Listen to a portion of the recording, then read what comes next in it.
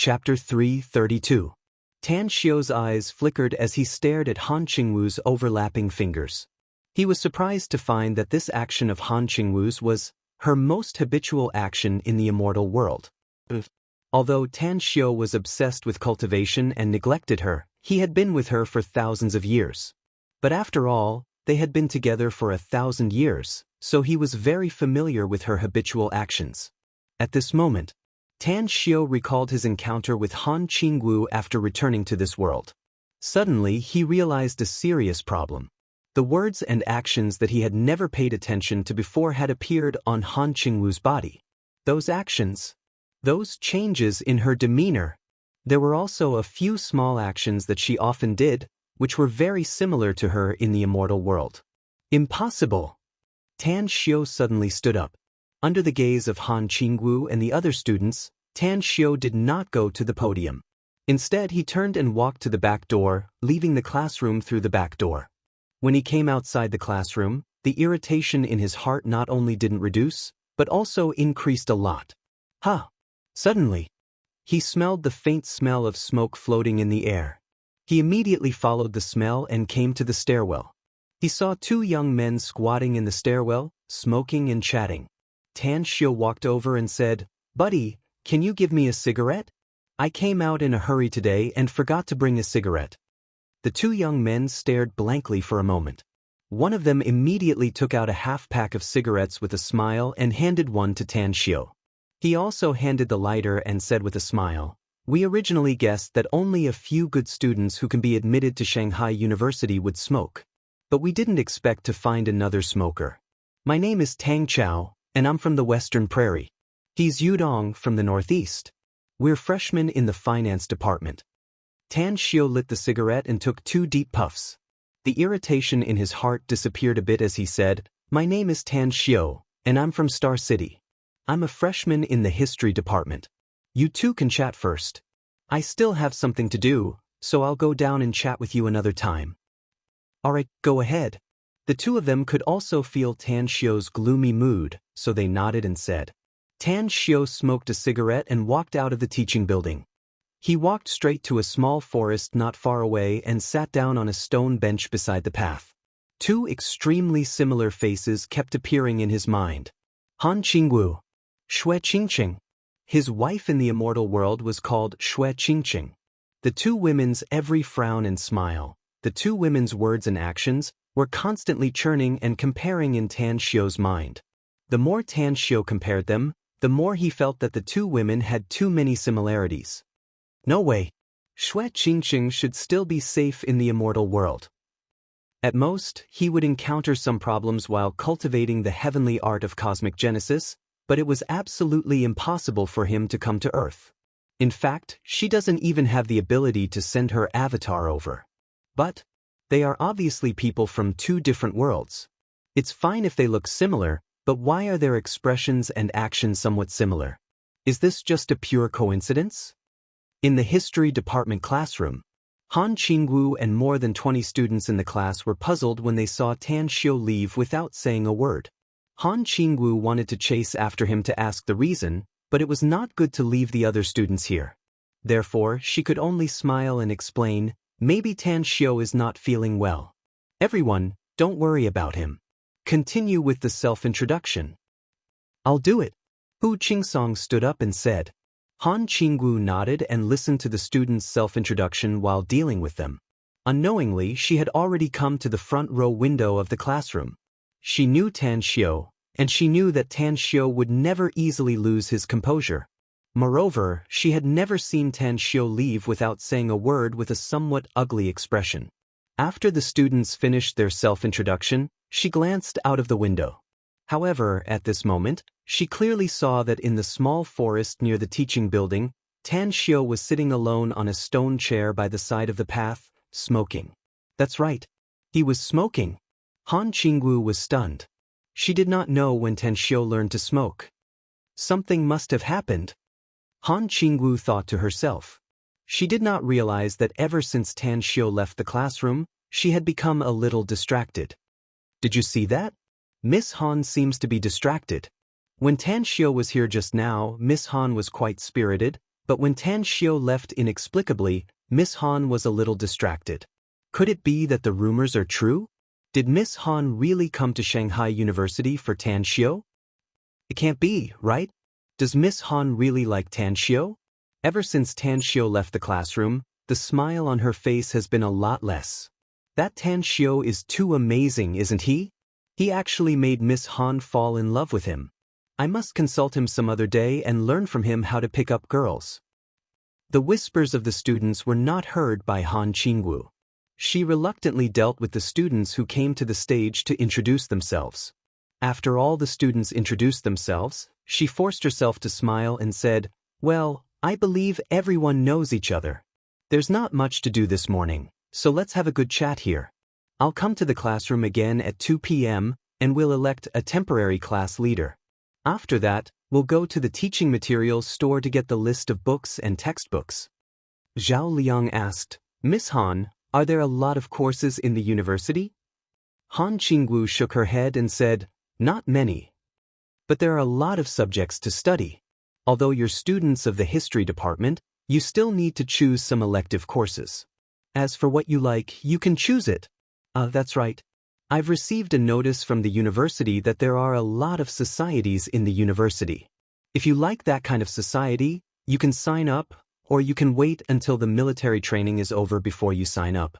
Miss Han, can we apply to establish a society by ourselves? Yu Kai suddenly asked. Han Qingwu shook her head and said, "It's very troublesome to apply to establish a society. This kind of thing must wait until the military training is over." Got it. Yu Kai nodded. Han Qingwu stayed in the classroom for a few minutes before she casually found an excuse to leave the classroom. When she quickly came to the grove where Tan Xiu was, she looked at Tan Xiu, who was sitting motionless on the stone chair as if he was thinking about something. She secretly sighed inside and asked, "What are you thinking about?" Tan Xiu looked up and saw Han Qingwu. A complicated light flashed in his eyes as he shook his head and said, "Nothing. I just suddenly felt a bit restless, so I came out to breathe some fresh air." Han Qingwu kicked the cigarette, but Tan Xiu threw on the ground and said, "You're smoking a cigarette. You must have a lot of things on your mind, right? Tell me, what's on your mind? Maybe I can help you dispel it." Tan Xiu was silent for a moment before he slowly shook his head and said, "You can't help me." Han Qingwu chuckled and said, "How do you know I can't help you? Tell me, maybe I can help you. Don't forget that I'm a teacher and you're my student." Tan Xiu thought for a while and then said, "Since you really want to help me, then I'll ask you a question. If there are two worlds, one is our Earth and the other is another, do you think the same person will appear in these two worlds?" Han Qingwu couldn't help laughing and said, "How can there be two worlds? Even if there is, it's impossible for the same person to appear in them. Could it be that this person has a cloning technique? Although I don't know much about physics, many physicists have been trying to study whether there is a space similar to our Earth, such as the positive and negative poles. But they have been studying it for many years, yet they haven't found anything." Tan Xiu shook his head and said, "Not finding anything doesn't mean it doesn't exist. I have some unanswered questions in my heart, so I'm a bit restless. Don't worry. I'm fine. Maybe I'll be fine after a while." Han Qingwu forced a smile and said, "I really don't know what's going on in your head. Forget it. Don't let your imagination run wild. You haven't introduced yourself in our class." Tan Xiu shook his head and said, "Forget it. Even if I don't introduce myself, I'm afraid everyone already knows me. After all, us teachers and students have entered the same university at the same time. Continuing to maintain a teacher-student relationship has long been known by them." Han Qingwu's ring finger pressed on top of her little finger, middle finger pressed on top of her ring finger, and index finger pressed on top of her middle finger. She gently raised her hand to brush her long hair and said with a smile, "So, you still have to thank me for making you famous? How about it? If you have nothing to do at noon, how about treating me to lunch?" Tan Xiu shook his head and said, "I have something to do at noon." Han Qingwu was confused and asked, "What do you have to do? Don't tell me you don't want to treat me to lunch?" "I'm going to look for someone at noon," said Tan Xiu. "The vice president of our history department." Han Qingwu stared blankly and asked with a puzzled expression, Why are you looking for the vice president? To ask for leave, Tan Xiu said. Han Qingwu was dumbfounded. She never dreamed that Tan Xiu would look for the vice president to ask for leave. She was perfectly aware of Tan Xiu's ability to ask for leave. When Tan Xiu was studying in Xingxing No. 1 high school, he often asked for leave from time to time, and the number of days he asked for leave was very long. It was fine if he asked for leave before. But why did he want to ask for leave now? He had a lot of things to do in Star City, but now that he came to Demonic City, how could he have more important things to do? Tan Xiu, why are you asking for leave? I don't want to participate in the military training. I think it's very boring, said Tan Xiu. So I'm taking advantage of the time when others are having their military training, so I'm going to preview my freshman course. My studies will be very easy when the school officially starts. Han Qingwu suddenly understood and said with a smile, "Oh, so you don't want to participate in the military training. I can understand this. When I was in college, I also did everything possible to not participate in the military training. Even if I didn't ask for leave, I would always find all kinds of excuses to reduce the military training time. But if you go to the vice president, will he agree?" The vice president of Demonic City University's history department is Lu Bai, said Tan Xiu. I know him. You know the vice president? Cried Han Qingwu incredulously. Chapter 333. Tan Xiu didn't expect that Han Qingwu would make a fuss over such a trivial matter. He nodded and said, "He's an acquaintance of mine. I met him when I went to Tianjin City before, so we had a bit of an interaction." You want to ask him for a leave just because of a bit of interaction?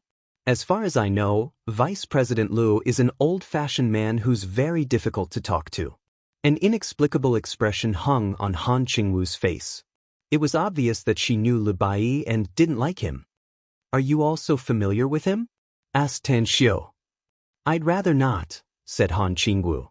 Originally, I was arranged to go to Shanghai University smoothly, but upon seeing that Han Qingwu didn't continue, Tan Xiu immediately smiled and asked, "What happened to him?"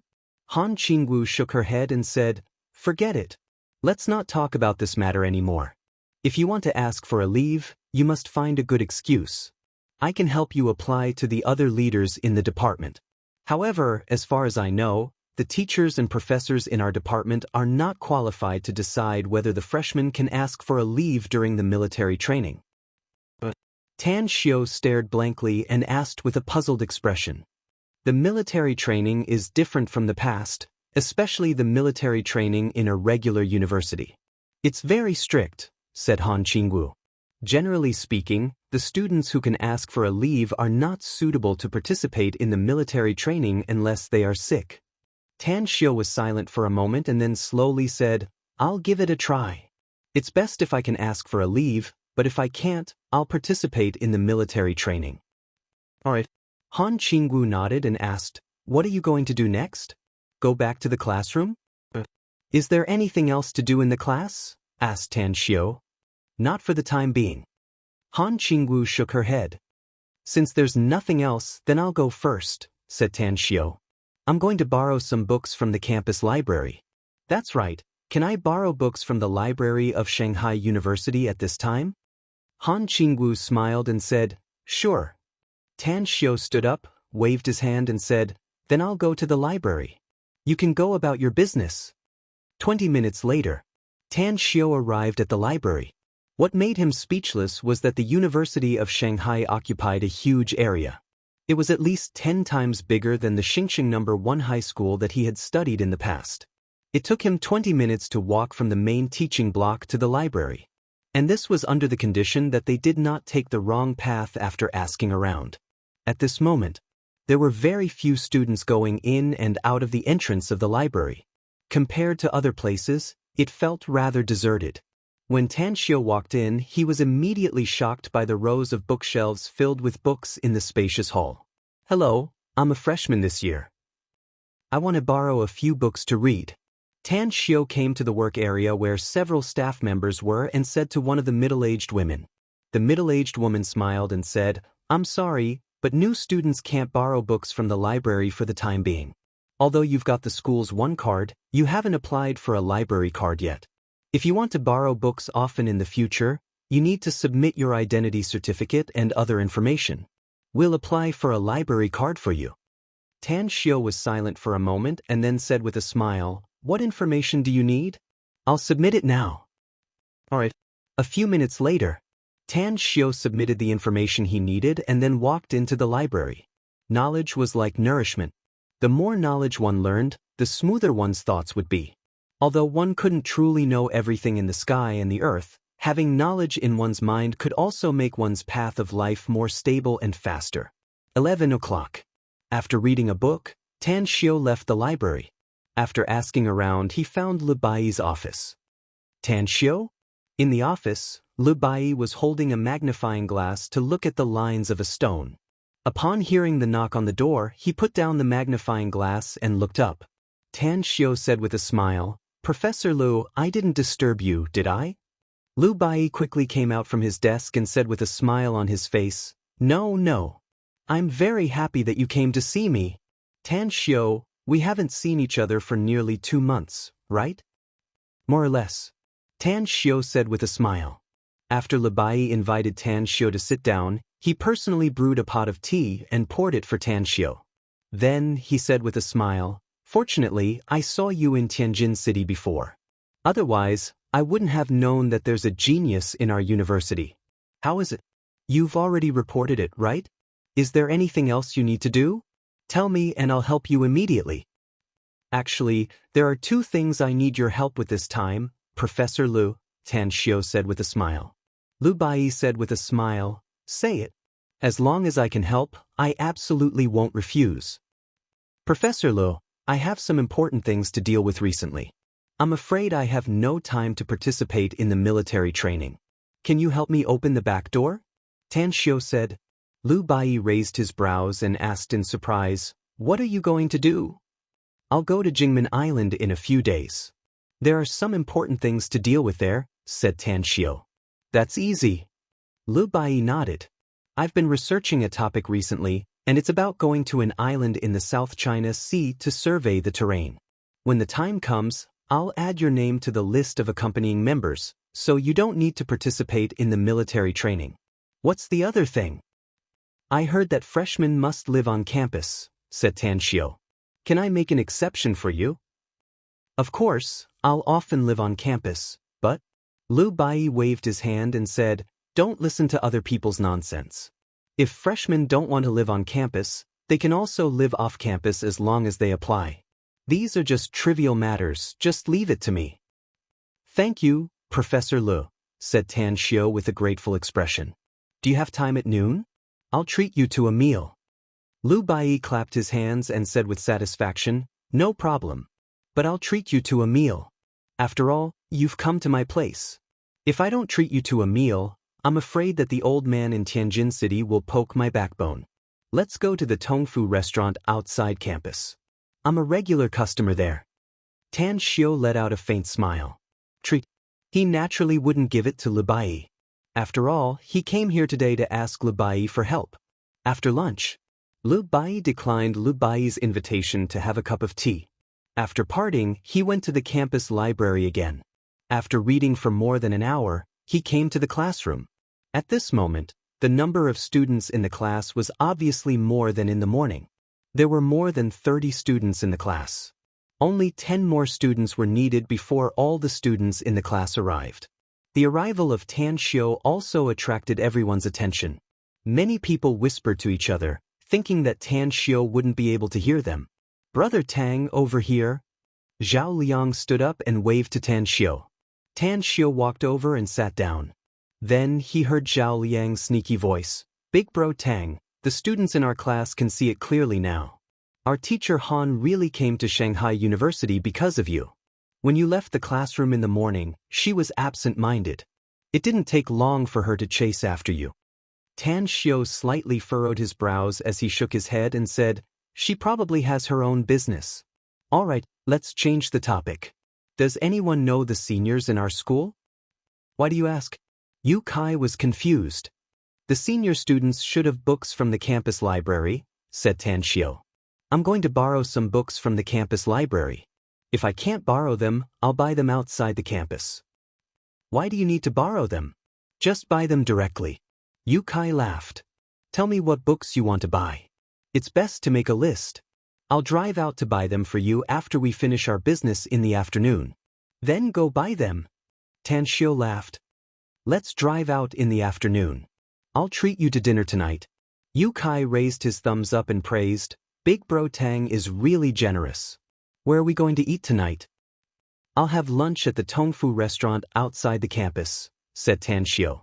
I think the food there is good. No problem. Yukai nodded. Anyways, is your wallet full?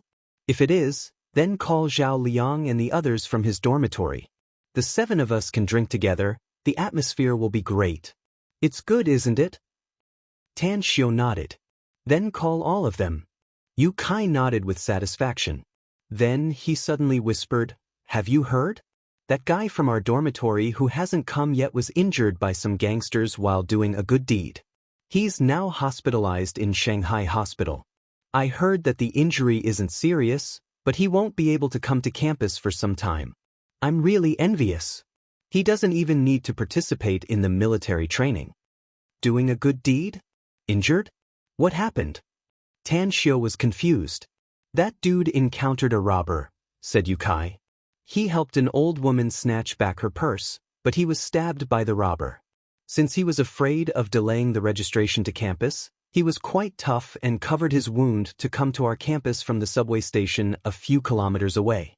I heard that the teachers at the registration office saw the situation and called the police. Later, the police investigated and found out that the kid was stabbed by the robber because he was doing a good deed. That's right, the old woman's son and daughter also made a silk banner. Our campus can be said to be famous this time. A smile appeared on the corner of Tanshio's mouth as he nodded and said, It seems that our dormitory brothers have one more man. How about we find time to go to the hospital to see him? We've discussed it, said Yukai. We're going to the hospital in the afternoon. Yukai and the others from his dormitory will also go. Then let's go together, Tanshio said with a smile. At this time, Han Qingwu came in from outside the classroom. After looking around, she saw that Tanshio had also come. A smile immediately appeared on her face as she said, Those who have just registered, please come here to register. I'm Han Qingwu, your homeroom teacher for the next few years. Immediately, more than a dozen students who had just registered their names and mobile numbers with Han Qingwu. Knock, knock. The classroom door was knocked, causing everyone in the class to look at the door. However, when they saw the girl at the classroom door, they all revealed a dull look. Beautiful. Really beautiful. Most of the students in the class had never seen such a beautiful girl. You are? Han Qingwu was the first to react as she asked. I'm looking for Tanshio, the beautiful girl said with a smile. Chapter 334. In an instant, everyone's eyes, including Han Qingwu's, uniformly fell on Tanshio. Their eyes were filled with envy and jealousy, as they lamented inwardly that why the devastatingly beautiful woman didn't look for them. Han Qingwu looked at Tanshio and slightly furrowed her brows as she asked, Do you know her? I do. Tanshio slowly got up with a smile on his handsome face. As he walked toward the classroom door, he said, Miss Han, I'm going out for a while. I'll be back after the party. All right. Han Qingwu's expression was a bit strange as she silently nodded. After a while, Tanshio and the smiling beauty walked into the corridor and said with a smile, Mu Weining, I heard that you're going to Shanghai University to study as a graduate student. I didn't expect that you'd really come. It seems that we'll be schoolmates in the future. Mu Weining chuckled and said, Then can I call you Junior Brother Tang? I'm a graduate student, and you're just a freshman. Tanshio couldn't help laughing and said, I think it's better for you to call me by my name. Say it. Is there something you need from me? Mu Weining said with a smile, Can't I come to you for no reason? I heard from teacher that you invited him out for lunch. Teacher? Libai? Tanshio said with a smile, There's something I need Professor Li's help with. It just happened to be lunchtime, so we went out for lunch together. Mu Weining nodded and said, I heard from teacher. Do you have time tonight? I'll treat you to dinner. Tan Xiao shook his head and said, I've made an appointment with my classmates to invite them to dinner. If you want to come with us, then come over. If you don't want to, then another day. Mu Weining hesitated for a moment before she shook her head and said, I'm not going. I'm not familiar with your classmates. Let's do it tomorrow. Let's meet at the campus gate tomorrow evening. All right. Tan Xiao nodded. Mu Weining said with a smile, I was worried that you wouldn't be easy to get along with before. But after I learned from Tang Ying that you're her younger brother, I was completely relieved. Tang Ying? Tan Xiao was confused. You know her? Mu Weining smiled and said, We are best friends who have played together since we were young. Tan Xiao smiled bitterly and said, The world is quite small. All right, it's time for me to return to the classroom. Let's exchange contact information and meet tomorrow evening. All right. After exchanging phone numbers, Mu Weining left with a smile. When Tan Xiao returned to the classroom, he immediately attracted everyone's attention. Han Qingwu didn't say anything, but when Tan Xiao returned to his seat, Yu Kai, Hu Qingsong, and the others quickly leaned over. Big Bro Tang, my dear brother. By the way, who was that beauty just now? Hu Qingsong asked intimately as he wrapped his arms around Tan Xiao's shoulders with a northeastern accent. Zhao Liang also asked in a hurry, Yes. Boss Tang, you can't hide it. A beauty of that level was really, really beautiful. I'm willing to live 10 years less if I can have such a beauty as my girlfriend. Tan Xiao was at a loss whether he had to cry or laugh as he looked at them and helplessly said, I'm not familiar with her. We just had a meal together. Since we knew each other before, she came over to chat with me when she heard that I was studying at Shanghai University. If you guys want to pursue her, I can help you pull some strings. She's mine. You can't snatch her from me. Yu Kai hurriedly said. Big Bro Tang, Big Brother Tang, can you tell me her contact information? I'll treat you tonight. I'll treat you to a big meal tonight. Tan Xiao couldn't help laughing and said, It's not convenient for me to tell you her contact information, though. But I'll ask her tomorrow. If she's willing to get to know you, I'll tell you her contact information at that time. After all, that mobile number is her privacy. At this moment, Yu Kai showed a magnanimous spirit as he raised his thumb and praised, Big Bro Tang is indeed Big Bro Tang. You know how to respect beauties. No problem. I'll wait for your good news tomorrow. If you insist on treating us tonight, I won't snatch her from you.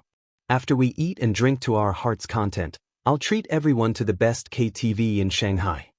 Hu Qingsong grinned and said, Big Bro Tang, we can't favor one and discriminate against the other. You gotta give us her contact information too. Zhao Liang nodded and said, That's right. A fair and graceful lady is a gentleman's dream. Since we don't have a girlfriend, then let's pursue her together. Whoever could win the heart of a beauty, that would depend on his ability. In any case, I know that even if we brothers don't do it, there will be countless cheap men who will throw themselves at her. Yu Kai gave it a thought and felt that Zhao Liang was right. Any man would be attracted to a woman of that level. But nowadays, there were many bold men, so there must be a lot of flies circling around her. Alright, but we brothers have to agree that no one can play dirty tricks. If anyone can win the heart of the beauty and win her heart, everyone must give their sincere blessings. No problem. Agreed. Good. The 7 or 8 guys around Tan Xiao nodded with satisfaction. Tan Xiao looked at their appearance and was secretly speechless. He looked at Han Qingwu's eyes and pretended not to see anything. Then, he said in a low voice, Brothers, Miss Han is a bit dissatisfied with us talking here.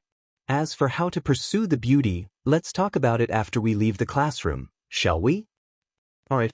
Everyone looked at Han Qingwu and found that Han Qingwu's expression didn't look good, so they immediately straightened up. Yu Kai raised his hand to cover his mouth and said, Big Bro Tang, it's really a pity. You already have a great beauty like Miss Han, so you can't snatch her from us.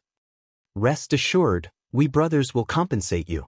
Hu Qingsong will wash your socks for a few months. Hu Qingsong vaguely heard Yu Kai's words and quickly bowed his head and said, Go to hell, Yu Kai. Why don't you wash Big Bro Tang's socks for a few months? I'll treat you to dinner. I have money too. Tan Xiu heard the two of them quarreling in a low voice. He immediately stretched his hand and twisted their waists.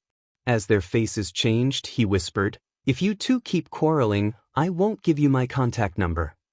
There were only a few things in the class in the afternoon. They elected a temporary class cadre. What made Tan Xiu speechless was that he didn't want to participate in the election, yet everyone unanimously voted to give him the position of class monitor. Another girl was elected as the deputy class monitor. Soon, the other class cadre were also elected. Although it was temporary, Han Qingwu still took everyone to get their books.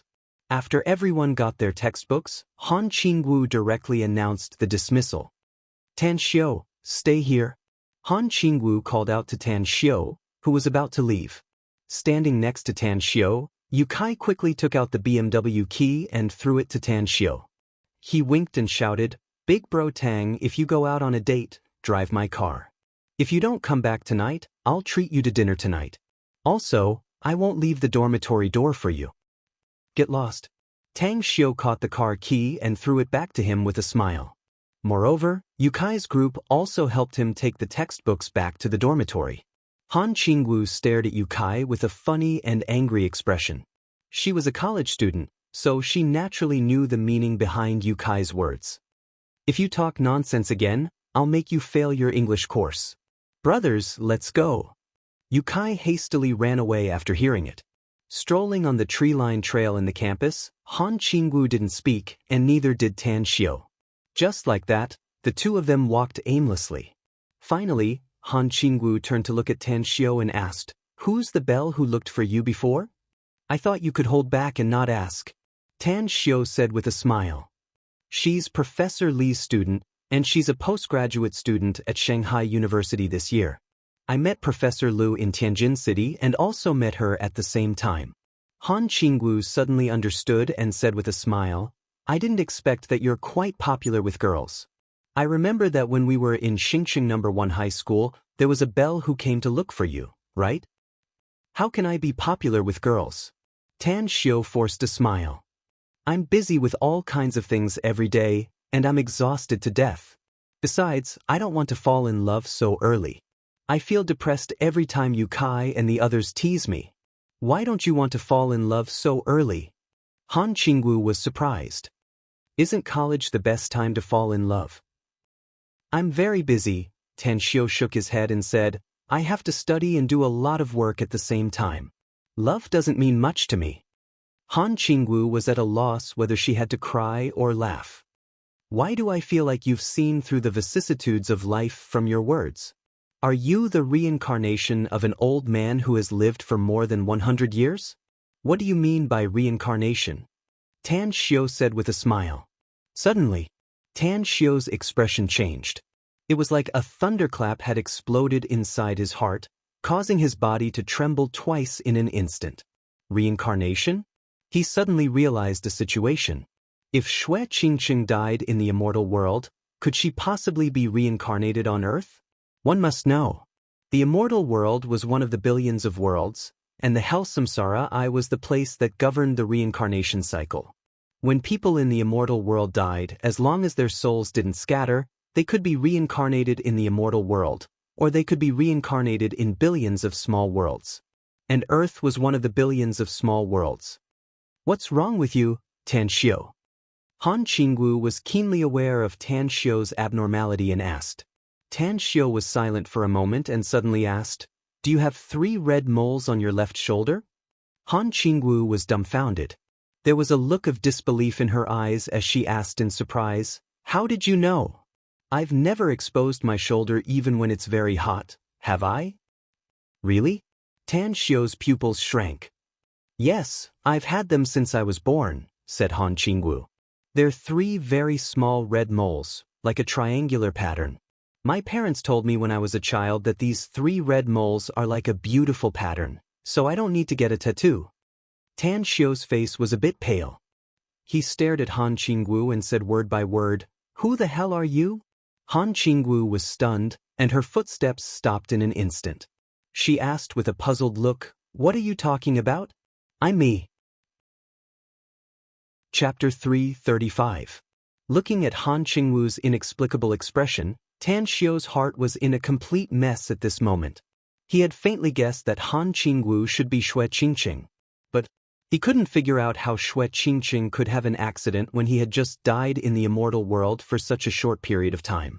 Logically speaking, they should be celebrating their victory and cultivating the heavenly art of cosmic genesis cultivation method that he had given them before. Right now, they should be celebrating their victory and cultivating the heavenly art of cosmic genesis with all their might, right? The immortal world. What the hell happened? How did Xue Qingqing reincarnate? Tan Xiu, what happened to you? Han Qingwu grabbed Tan Xiu's shoulder and asked with a concerned expression. Tan Xiu took a deep breath and temporarily suppressed his chaotic mood. He raised his hand and pushed Han Qingwu's hand away. He shook his head and said, "Miss Han, I just remembered that I still have something to do. If you don't have anything else, I won't accompany you to chat anymore. Goodbye." Hey. Tan Xiu ignored Han Qingwu's shouts and strode toward the campus gate. He needed to calm down. Although he wasn't 100% sure that Han Qingwu was Xue Qingqing, the two were too similar. Their appearance was similar, their behavior was similar, and they even had the same 3 red moles on their shoulders. Xue Qingqing once told him that the 3 red moles would accompany her forever. Even if she reincarnated and entered the samsara, she would still bring those 3 red moles with her. But now, Tan Xiu didn't know how he should face Han Qingwu. Kill her? Tan Xiu just looked at her puzzled expression and couldn't bear to do it. Get her again? Tan Xiu recalled the scene when he was killed in the immortal world. His heart felt like it was being torn apart. How could he get her again? How could he have the slightest romantic feelings with her? Bewildered. With this mood, Tan Xiu returned to the Blue Star Villa complex. After taking a shower, he put on his pajamas and sat on the bed. He needed to calm down. After a long while, only then did Tan Xiu slowly calm down. He had already thought it through. If Han Qingwu was really Xue Qingqing, he would definitely kill her with his own hands. However, before the final confirmation, he needed to keep his distance from Han Qingwu. Let's go out for some fresh air. Tan Xiu put on his clothes and dialed Yukai's number. Where? I'm in the dormitory. I'm on my way to the hospital. Tan Xiu said, I'll be waiting for you at the campus gate. Hurry up and come here. Let's go to the hospital together. Yukai made a fuss and said, Aren't you dating Miss Han? Tan Xiu said, Don't ever say that I'm dating Han Qingwu again. We really don't have anything. If you keep talking, I won't give you the number of beauties in the future. I promise I won't say it again. Wait for us. Yukai hurriedly said and then hung up the phone. Tan Xiu walked out of the villa and glanced at the garage door. He felt like crying and laughing inwardly. He didn't want to be too high profile, but it was really inconvenient for him to drive out the 4 cars in the garage, especially to see his classmates. He was considering whether he should buy a cheap car to drive in the future. 10 minutes later, Tan Xiu came to the campus gate and found that Yukai and the others hadn't come out yet. Tan Xiu bought a pack of cigarettes in the nearby supermarket and lit it up for a few puffs. Tan Xiu furrowed his brows because someone he didn't want to see actually appeared in his line of sight. There was also that group of scoundrel friends around him. Can't that group of second-generation nouveau riche live a normal life? Living a befuddled life all day and wasting away their youth. It's really meaningless. Tan Xiu looked at them from afar. Looking at those supercars around them, he secretly shook his head. About 2 minutes later, a BMW drove out of the campus. When it stopped at the corner of the campus gate, Yukai, Hu Qingsong, Zhao Liang, and the others came out. Oh, isn't this young master you? TSK, being admitted to Shanghai University is really different. Especially his taste. It's getting more and more trashy. He even mingles with a bunch of unsophisticated students. With a cigarette dangling from the corner of his mouth, Li Zhen leaned on the front of the supercar and loudly said to Yukai, who was more than 10 meters away. He's just a good-for-nothing. If it wasn't for Yu Yang's protection, he would be nothing. Another youth with dyed blonde hair ridiculed loudly. Yukai's complexion suddenly changed after seeing Li Zhen's group. An angry look appeared on his beautiful face as he shouted, Li Zhen, Qin Yuxing, are you looking for trouble? Li Zhen rolled his eyes and smilingly scolded, "This father is looking for trouble. So what? Do you want to play with us?" Hu Qingsong strode forward as he looked at Li Zhen's group and said, "If you want to fight, then we'll accompany you to play. This father has never been afraid of anyone except my old man at home." Li Zhen's complexion changed. He waved his hand and walked toward Yu Kai and Hu Qingsong's group. Standing in the distance, Tan Xiu looked at Li Zhen and Yu Kai's group with a helpless expression. The reason why he made a race bet with Li Zhen in Changxi City was not entirely because he didn't like Li Zhen. The main reason was that he would often get along with Yu Kai in the future, so he hoped that Li Zhen would stay away from him, so that he wouldn't have to help solve the conflict between the two of them. But now, they unexpectedly bumped into each other at the entrance of Shanghai University. With one hand in his trouser pocket and the other holding a cigarette, Tan Xiu walked toward the two groups. When he was more than 10 meters away from them, his footsteps flashed and he instantly moved 4 to 5 meters forward. "Scram!" Tan Xiu glanced at Li Zhen and lightly said. After clearly seeing Tan Xiu, Li Zhen's complexion suddenly changed. Beside him, a youth who had never seen Tan Xiu rolled up his sleeves and cursed, "Where the fuck did you come from? Why are you meddling in our business? Are you looking for a beating?" Slap. Tan Xiu's footsteps didn't stop. He strode to the front of the youth and fiercely slapped him. His speed was fast, and he also used a bit of strength. The youth was directly sent flying 4 to 5 meters away, heavily smashing on the ground and fainting. "Why haven't you scrammed yet?" Tan Xiu looked at Li Zhen again. Li Zhen's complexion was a bit unsightly, and so were the 7 or 8 youths around him. However, they didn't speak rudely like the youth who was slapped. They just angrily glared at Tan Xiu. "Scram!" Li Zhen gritted his teeth and quickly walked to the fainted youth. After pulling him up from the ground, a group of people carried the unconscious youth away. "What's going on?" Yu Kai was dumbfounded.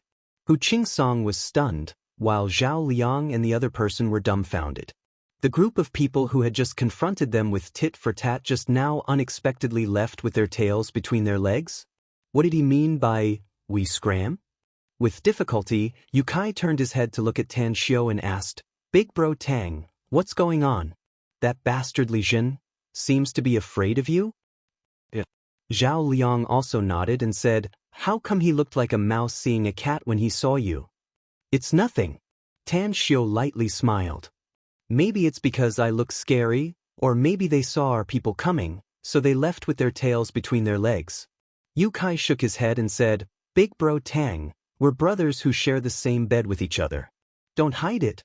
I've known Li Zhen since I was a kid. Those guys are not pushovers. They won't be afraid even if our people are doubled. It's not only Li Zhen. Except for the kid who was slapped, everyone else looks at you with fear in their eyes." All right. Tan Xiu forced a smile. "I was bored last night, so I ran to Changxi City's Laoshan Mountain. I had a race with Li Zhen, and the bet was that he would immediately avoid me when he saw me later. He lost, so he just left." "You mean you raced with him on the Laoshan Highway? You won?" "It's a win." Tan Xiu nodded and said, "Though I'm not the champion, I got the second place." Yu Kai's lips squirmed and he suddenly said, "Big bro Tang, I just realized that you're the one who hid your abilities. You should be very—" Tan Xiu raised his hand to interrupt Yu Kai's words and said, "I'm very capable. You just need to worship me. All right, let's go to the hospital. Also, this car of yours doesn't seem to be able to seat so many of us." Yu Kai opened his mouth, but he swallowed the words he wanted to say back into his stomach. He was a smart man, else he wouldn't have been admitted to Shanghai University. From Tan Xiu's reaction, he could tell that Tan Xiu didn't want him to say the rest. "Big bro Tang and I will take a taxi." Hu Qingsong said, "Remember to wait for us at the gate if you arrive at the hospital ahead of time." All right. Yu Kai hesitated for a moment before he nodded. As the BMW left, Hu Qingsong turned his head and looked at Tan Xiu, saying with a smile, "Big bro Tang, Yu Kai just wanted to say that you're also very rich, right? I really didn't expect that you, who always kept a low profile, turned out to be a rich second generation." Tan Xiu couldn't help laughing and said, "What do you mean I'm rich? I think it's more interesting to spend my family's money than my own. So aside from the gifts from my family, The money I spend is all earned by myself. You earned it yourself? Hu Qingsong was surprised. How did you earn it? Tan Xiu smiled and said, I opened a company, sold calligraphy and paintings, and became a doctor. Shortly put, I do whatever I can to make money. Hu Qingsong rolled his eyes. He didn't believe Tan Xiu's words at all and smilingly scolded, Big Bro Tang, I just found out that you're the best at bragging among us all. Don't you think that bragging is also a kind of skill? Tan Xiu said with a smile. There's a saying that having a good mouth is better than having a good heart. These days, people who are good with words are very popular. That's a fallacy. Hu Qingsong said. Those who talk extravagantly but don't do things well are not good people. Hee. Hu Qingsong didn't want to talk about this topic anymore and said, let's go. Don't let Yu Kai and the others wait for too long. Immediately, the duo stopped a taxi and rushed to the Shanghai hospital. Looking at Quiet Night's sincerity, brothers and sisters, you must throw your guaranteed monthly tickets to Quiet Night. Thank you very much. Chapter 336. Shanghai, Dynasty Clubhouse. Expensive supercars roared into the clubhouse's entrance and stopped in the parking lot. Several security guards of the clubhouse hurriedly helped open the door. Take Yu Ji inside. Li Zhen got off the car and ordered with an indifferent expression. Shortly after, Li Zhen and his group entered the clubhouse's main building and took the elevator straight to the third floor where there was a magnificent and spacious hall. The security guards who followed them put the unconscious youth on the sofa and then left. Too arrogant. He's really too arrogant. Big Brother Zhen, I can't swallow this humiliation. A youth dressed in strange clothes angrily shouted. Li Zhen coldly glanced at him and asked, You can't swallow this humiliation, but do you think we can? The key is, we have no way to retaliate.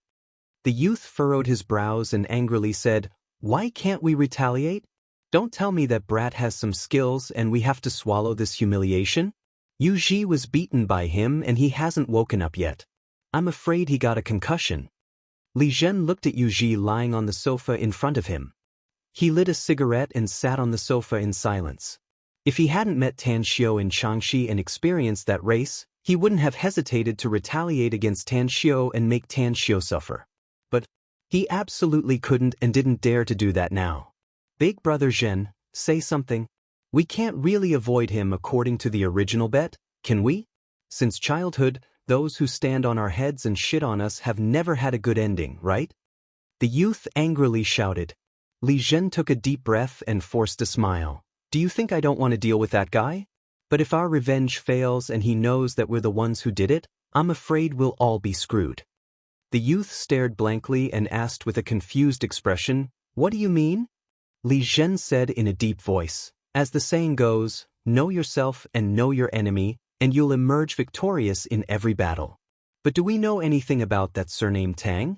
Rashly provoking a powerful character will only bring us bad luck. Also, there's something I didn't tell you. Qi Nen wanted to kill Huan Yu in the race last night. If it wasn't for Tan Xiu, Huan Yu would already be a dead man. The youth said in confusion, After the race yesterday, I did hear Huan Yu mention this. Could it be true? Yes, it's true. Li Zhen nodded. I've observed the scene of the accident and I've also observed Huan Yu's car. It was just as he said. If it weren't for Tan Xiu, he would have been killed by Qi Nan. It could be seen that Qi Nan was a cruel and merciless woman who treated human life as grass. And that woman was actually so respectful in front of Tan Xiu. Haven't you figured out the crux of the problem? Brother Zhen, you mean Tan Xiu has a very powerful background? The young man asked in surprise. Li Zhen sneered. The Everlasting Feast Hall is one of the top restaurants in Shanghai. I'm afraid the big boss behind the scenes is not simple. I suspect that Tan Xiu has a deep relationship with the Everlasting Feast Hall. If you want to deal with Tan Xiu, then first investigate his background. Otherwise, if you act rashly, it's very likely that you'll be the unlucky ones. For a moment, the other 5 people fell into silence. If Li Zhen's analysis was correct, then they really wouldn't dare to act rashly against Tan Xiu. After all, the other party's background shouldn't be small since he could make a cruel and merciless woman like Qi Nan respect him. If they were to provoke him, the other party might send someone to kill them. Let's wait until Gigi wakes up. Li Zhen sighed inwardly. He grabbed the beer on the table, opened it, and gulped it down. Shanghai First Public Hospital. After getting off the taxi, Tan Xiao and Hu Qingsong saw Yu Kai and the others already waiting at the entrance. The group of 6 bought fruit baskets nearby and then rushed to the inpatient department's ward that Yu Kai had inquired about. Room 608 of the inpatient department. Xue Chao was leaning on the bed with a bored expression. His mobile was spinning in his palm, but he didn't have the mood to look at it. He came out from the ravine, intending to come to the big city to see the world and learn something useful. He didn't expect that on the first day in Shanghai, Hong Kong, he would be injured. We were careless. We were really careless. Those little brats only knew a little bit of martial arts, but they were stabbed by them in the end. If my dad knew about this, he would probably jump out of his grave and beat me up. Damn it, I can't say anything about this. I definitely can't say anything about this. Otherwise, my precious son will definitely laugh at me in the future. Xue Chao yawned and became even more listless. However, he had also benefited from saving people. Thinking about the school's promise to waive all his tuition fees, a smile appeared on his face. His family didn't have much money to begin with, and with so much money left, he would be able to buy milk powder for his son. Make money? I have to make money. My old man is useless, but I can't let my son think that I'm useless in the future. When I'm not busy with my studies, I'll go work. Damn it, I've done that for a while. No problem. Absolutely no problem. He's a kid from the mountains, and he's the son of a hunter. Absolutely no problem. As he thought about it, he looked at the 2 beds next to him. One of them was a young man about his age. He had delicate skin, wore glasses, and looked gentle. His parents were watching over him, and his grandparents were accompanying him. Even his aunt had been here for a few hours. Suddenly, he was a bit envious of that spoiled kid. He accidentally broke his leg. Did his whole family have to come here? How boring! He wailed deep in his heart as he turned to look out of the window. Hu Xuechao. A shout with a thick northeastern accent came from the door of the ward. Xuechao was stunned. When he saw a group of young men about his age enter the ward, his expression suddenly changed. In a flash, his hand had already grabbed the steel nail hidden under the pillow. Could it be that the accomplices of those criminals came to the hospital to take revenge on me? He muttered in his heart. A cold light instantly appeared in his eyes. Hu Qingsong strode forward. He saw Xue Chao's dark skin and bulging muscles. He immediately exclaimed, "You're Xue Chao? Not bad, not bad. Although you're not as handsome as me, your physique is great. Let me introduce myself. I'm Hu Qingsong. You can call me Old Hu or Qingsong. Of course, you can also call me Brother Hu." Xue Chao's eyes moved away from Hu Qingsong. When he saw someone carrying a fruit basket behind him, his tense heart slightly relaxed and asked, "Who are you?" Hu Qingsong stared blankly for a moment. He suddenly realized that he had just said a lot of nonsense. An awkward expression appeared on his face as he said, "We're from Shanghai University. This is Yu Kai and he's Tan Xiao. The 3 of us are from the same dormitory. That's Zhao Liang, Yang Hu, and Sun Xiaoquan. They're from the opposite dormitory. That's right, we're all classmates." Classmates? Xue Chao looked at them. His hand holding the steel nail stretched under the quilt and said with a smile, "Hello, classmates. I didn't expect that everyone would come to see me." Yu Kai sat on the bedside and said with a smile, "You're a big hero in our hearts. We've been discussing about coming to see you ever since we heard about your glorious deeds. We'll be brothers in the same trench for the next 4 years." Hu Qingsong also said with a smile, "That's right. It's said that a lifetime of classmates will be close friends for 8 lifetimes. We're not only classmates, but we'll also live together in the future, so we're even closer. It's a pity that I'm not a woman, else I'd definitely let my brothers have a good time first." Cough, cough. Xue Chao choked on his saliva and looked at Yu Kai and Hu Qingsong with a strange expression. He secretly sighed inwardly, "What the hell are these classmates of mine?" Tan Xiao approached Xue Chao a few steps and said, "How come you're the only one here? Is there no one to take care of you?" Xue Chao waved his hand and said, I came to study by myself, so there's no one to take care of me. Besides, it's just a minor injury. I'll be discharged in 2 days. I still have to go back to school. Tan Xiu said, I'll contact the hospital's nurses later. They'll take care of your daily needs. Also, we'll come to you more often when we have nothing to do. Just tell us if you need anything. Xue Chao stared blankly at Tan Xiu. After a while, he shook his head and said, No need, no need. This injury is really nothing. Don't waste money. It's not easy to earn money these days. Tan Xiu said with a smile, You don't need to worry about money. Just focus on recuperating and immediately tell us if you have any problem. Don't decline it. If you do, you'll be treating us as strangers.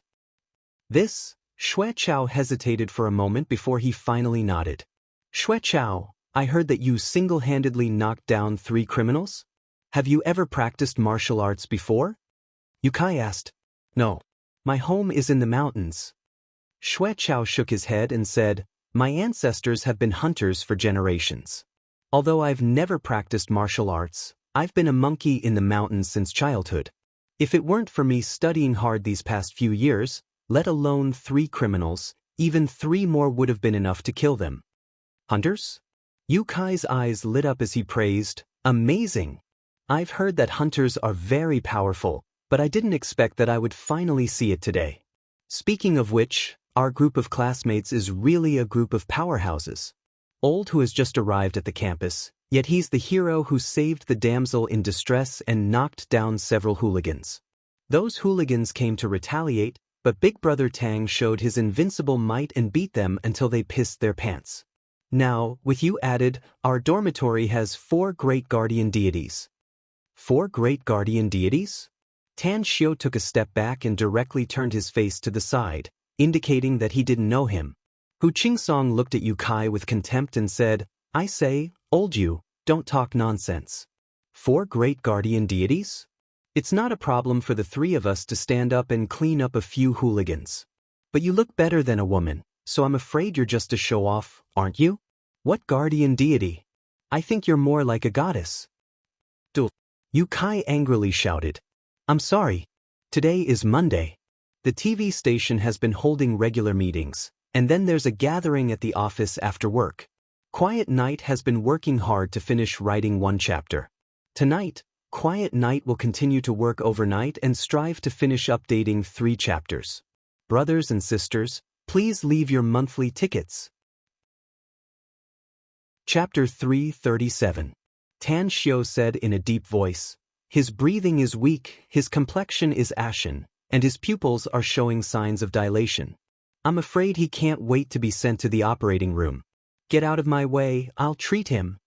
The man angrily shouted, Who are you? What right do you have to treat him? Who will take responsibility if something happens?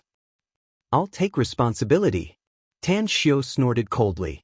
He pushed the 2 nurses away and quickly checked the patient's injury. This is bad. His lung was pierced by a broken bone and there's a lot of extravasated blood inside his body. We must drain his blood and clean the broken bone that pierced his lung. Tan Xiu suddenly turned his head and looked at the man, shouting, 2 minutes. If you can't give me a set of silver needles in 2 minutes, then you'll be the one who killed him. Go and find a set of silver needles. What's going on? The doctor who made Tan Xiu take the initiative to help because of his roar had just sent a patient to the emergency building's entrance when he found that 2 trolleys had stopped. He immediately ran over and shouted angrily. The doctor who had just been berated by Tan Xiu quickly said, Director Hu, this bastard is obstructing us from going in. He's still spouting nonsense here. The man who was called Director who was startled after seeing the patient's condition. When his eyes glanced at Tan Xiu who was checking the patient's pulse, he asked in a deep voice, Who the hell are you? Don't interfere with our treatment of the patient. Don't you know that saving a life is like fighting a fire? I'm also a doctor, Tan Xiu said in a deep voice. I just heard you say that the hospital doesn't have enough doctors and operating rooms, so I came to help. I don't care who you are, but cut the crap. I've already diagnosed him. He'll die in 2 minutes at most if you don't find the silver needles. Director Hu stared blankly and immediately said to the doctor who had just reported to him, "Go find the silver needles immediately. Be quick." "Understood." The doctor was a bit reluctant, but he still ran away in big strides. Director Hu then looked at Tan Xiu again and asked, "You shouldn't be a doctor in our hospital, right? Where are you working now? I just saw you feeling the pulse of the injured. Are you a traditional Chinese medicine doctor?" Tan Xiu replied in a deep voice, "Star City Chinese Medical Hospital, Tan Xiu." Star City Chinese Medical Hospital? The Chinese medical hospital that had become famous in recent months and was rumored to have a young miracle-working doctor? Moreover, the name Tan Xiu seemed very familiar. Director Hu raised his brows and suddenly asked, "Are you the young divine doctor of Star City Chinese Medical Hospital?" Tan Xiu quickly glanced at him and lightly said, "It's not the time to talk about it now. Immediately send all the heavily wounded here. Also, get the people around to disperse and ensure air circulation. Also, help me get a few basins of water and clean towels. Also, ask the doctors in your hospital to bring the suturing tools and cooperate with me." Dean Hu hesitated. He didn't know if he should trust Tan Xiu. After all, Tan Xiu looked too young. Even if he used to be a doctor, he really didn't know how to make a decision in such an emergency. "I need to report this to the dean. President Zhuge will be here soon." Tan Xiu didn't answer him, but quickly stopped the bleeding on the wounded's wound. Inside the emergency building, President Zhuge Wenfeng was followed by several hospital leaders as he strode outside. He received a call from the fire department and immediately ordered to prepare to receive the wounded. Due to the accidental collapse of the construction site, dozens of workers were seriously injured. As the hospital's president, he must rescue as many wounded as possible in such a big accident. Even though he hadn't entered the operating room for half a year, he was ready to perform the surgery himself. "What's going on? Why did you stop here?" After Zhuge Wenfeng ran outside the emergency building and saw the scene in front of him, he immediately shouted. Hu Qiu's eyes lit up. He strode forward and repeated Tan Xiu's words from beginning to end.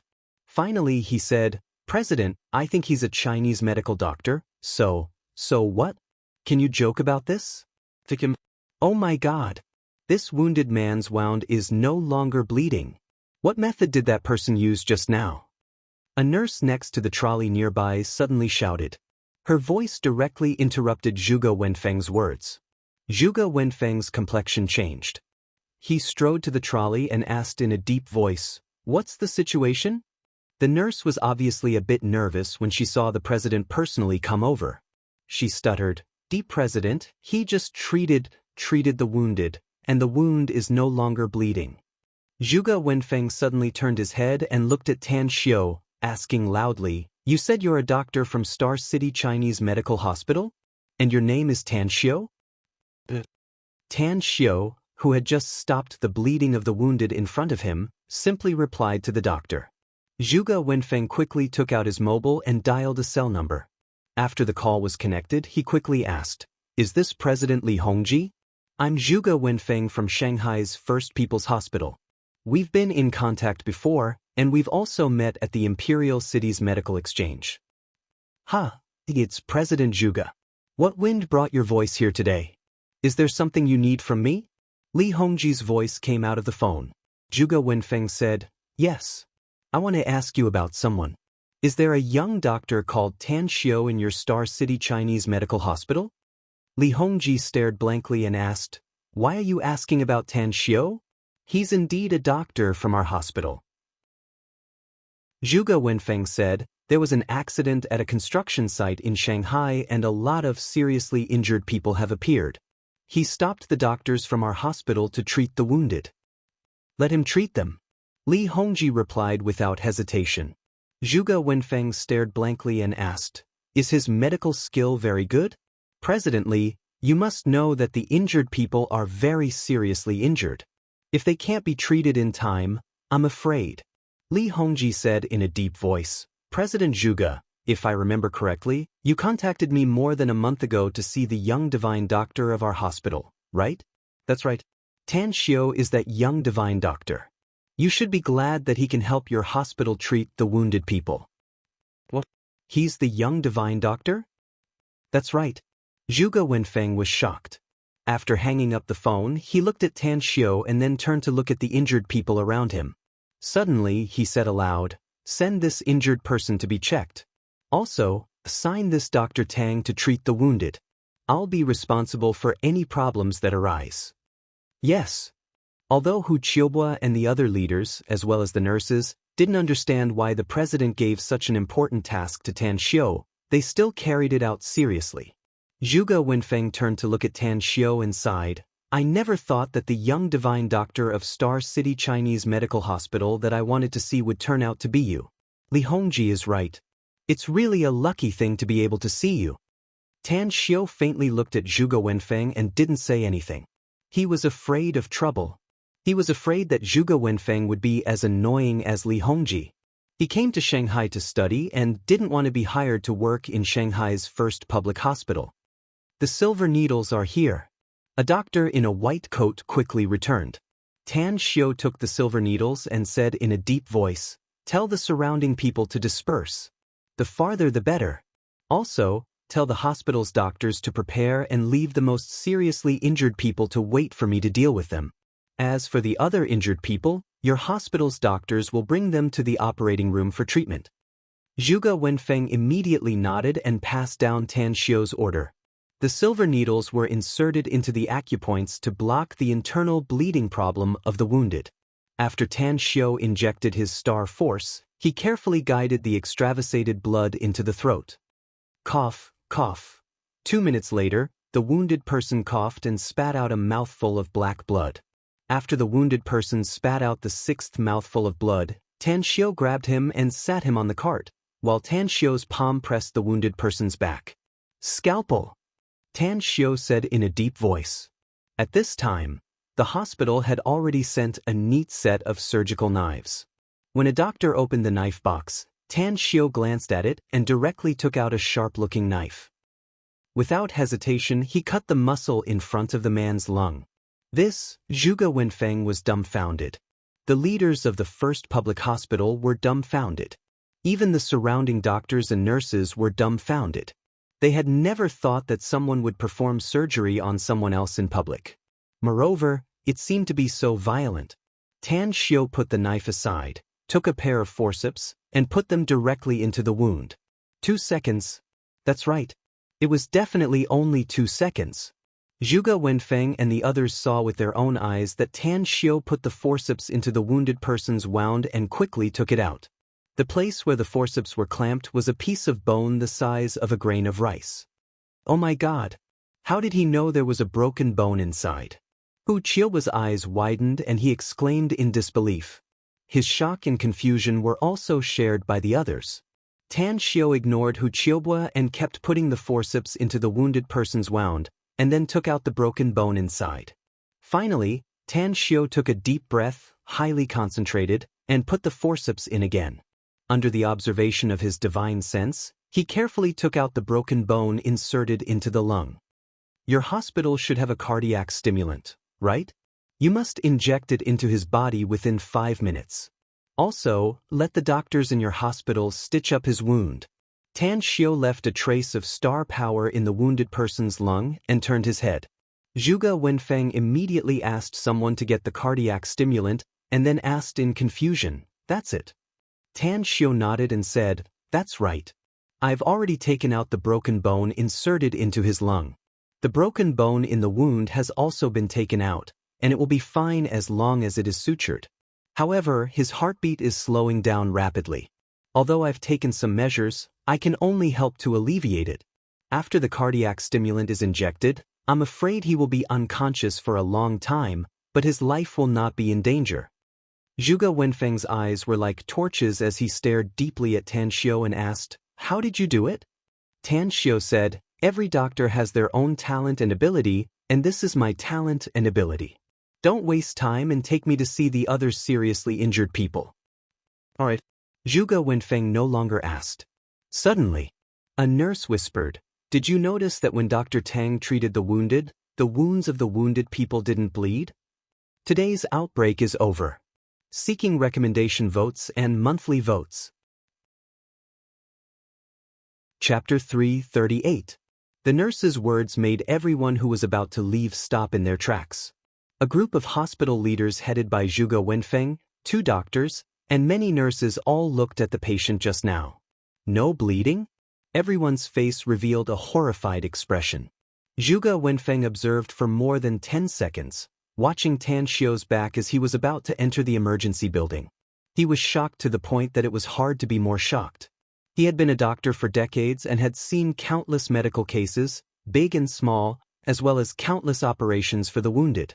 But he had never seen an operation where the wound of the patient didn't bleed. Especially when Tan Xiu cut open the patient's muscles and took out the broken bones from the lungs, there was no normal blood gushing out. Hu Qiubu's lips squirmed a few times as he muttered to himself, "I saw him poke a few times around the wound of the patient. Don't tell me, he used the acupoint sealing technique to stop bleeding?" Acupoint sealing technique to stop bleeding?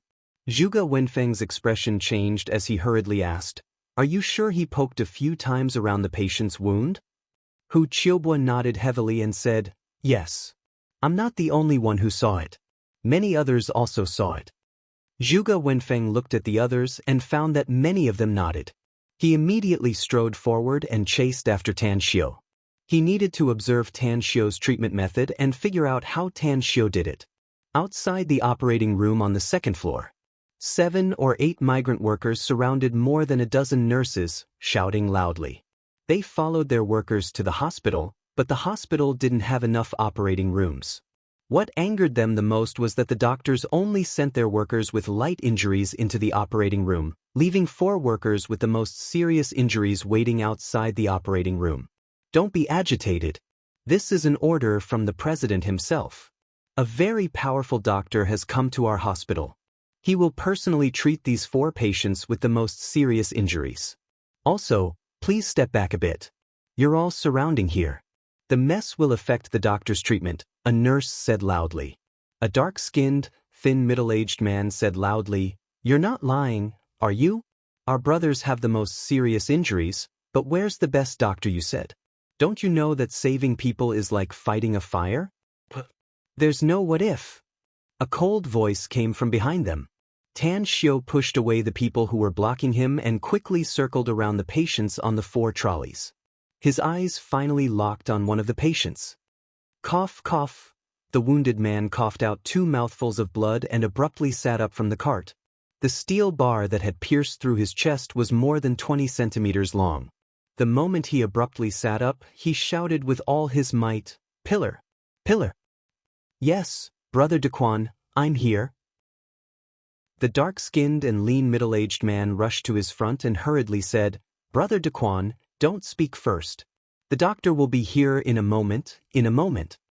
Blue veins bulged on Daquan's forehead. He squeezed out a smile and said with great difficulty, "Zhu Zi, my injury. I know. Promise me to take care of my family." Zhu Zi's tears flowed down and wet his clothes. He raised his hand to wipe his tears and said loudly, I know. Don't worry, Brother Daquan. Your parents will be my parents in the future. I'll take care of them until they die. Xiulan and I will also help take care of sister-in-law and the child. You can rest assured." Thank you, brother." Daquan coughed out another mouthful of blood and his body softly fell on the cart. Tan Xiu grabbed Daquan's wrist and felt his vitality rapidly flowing away from his body.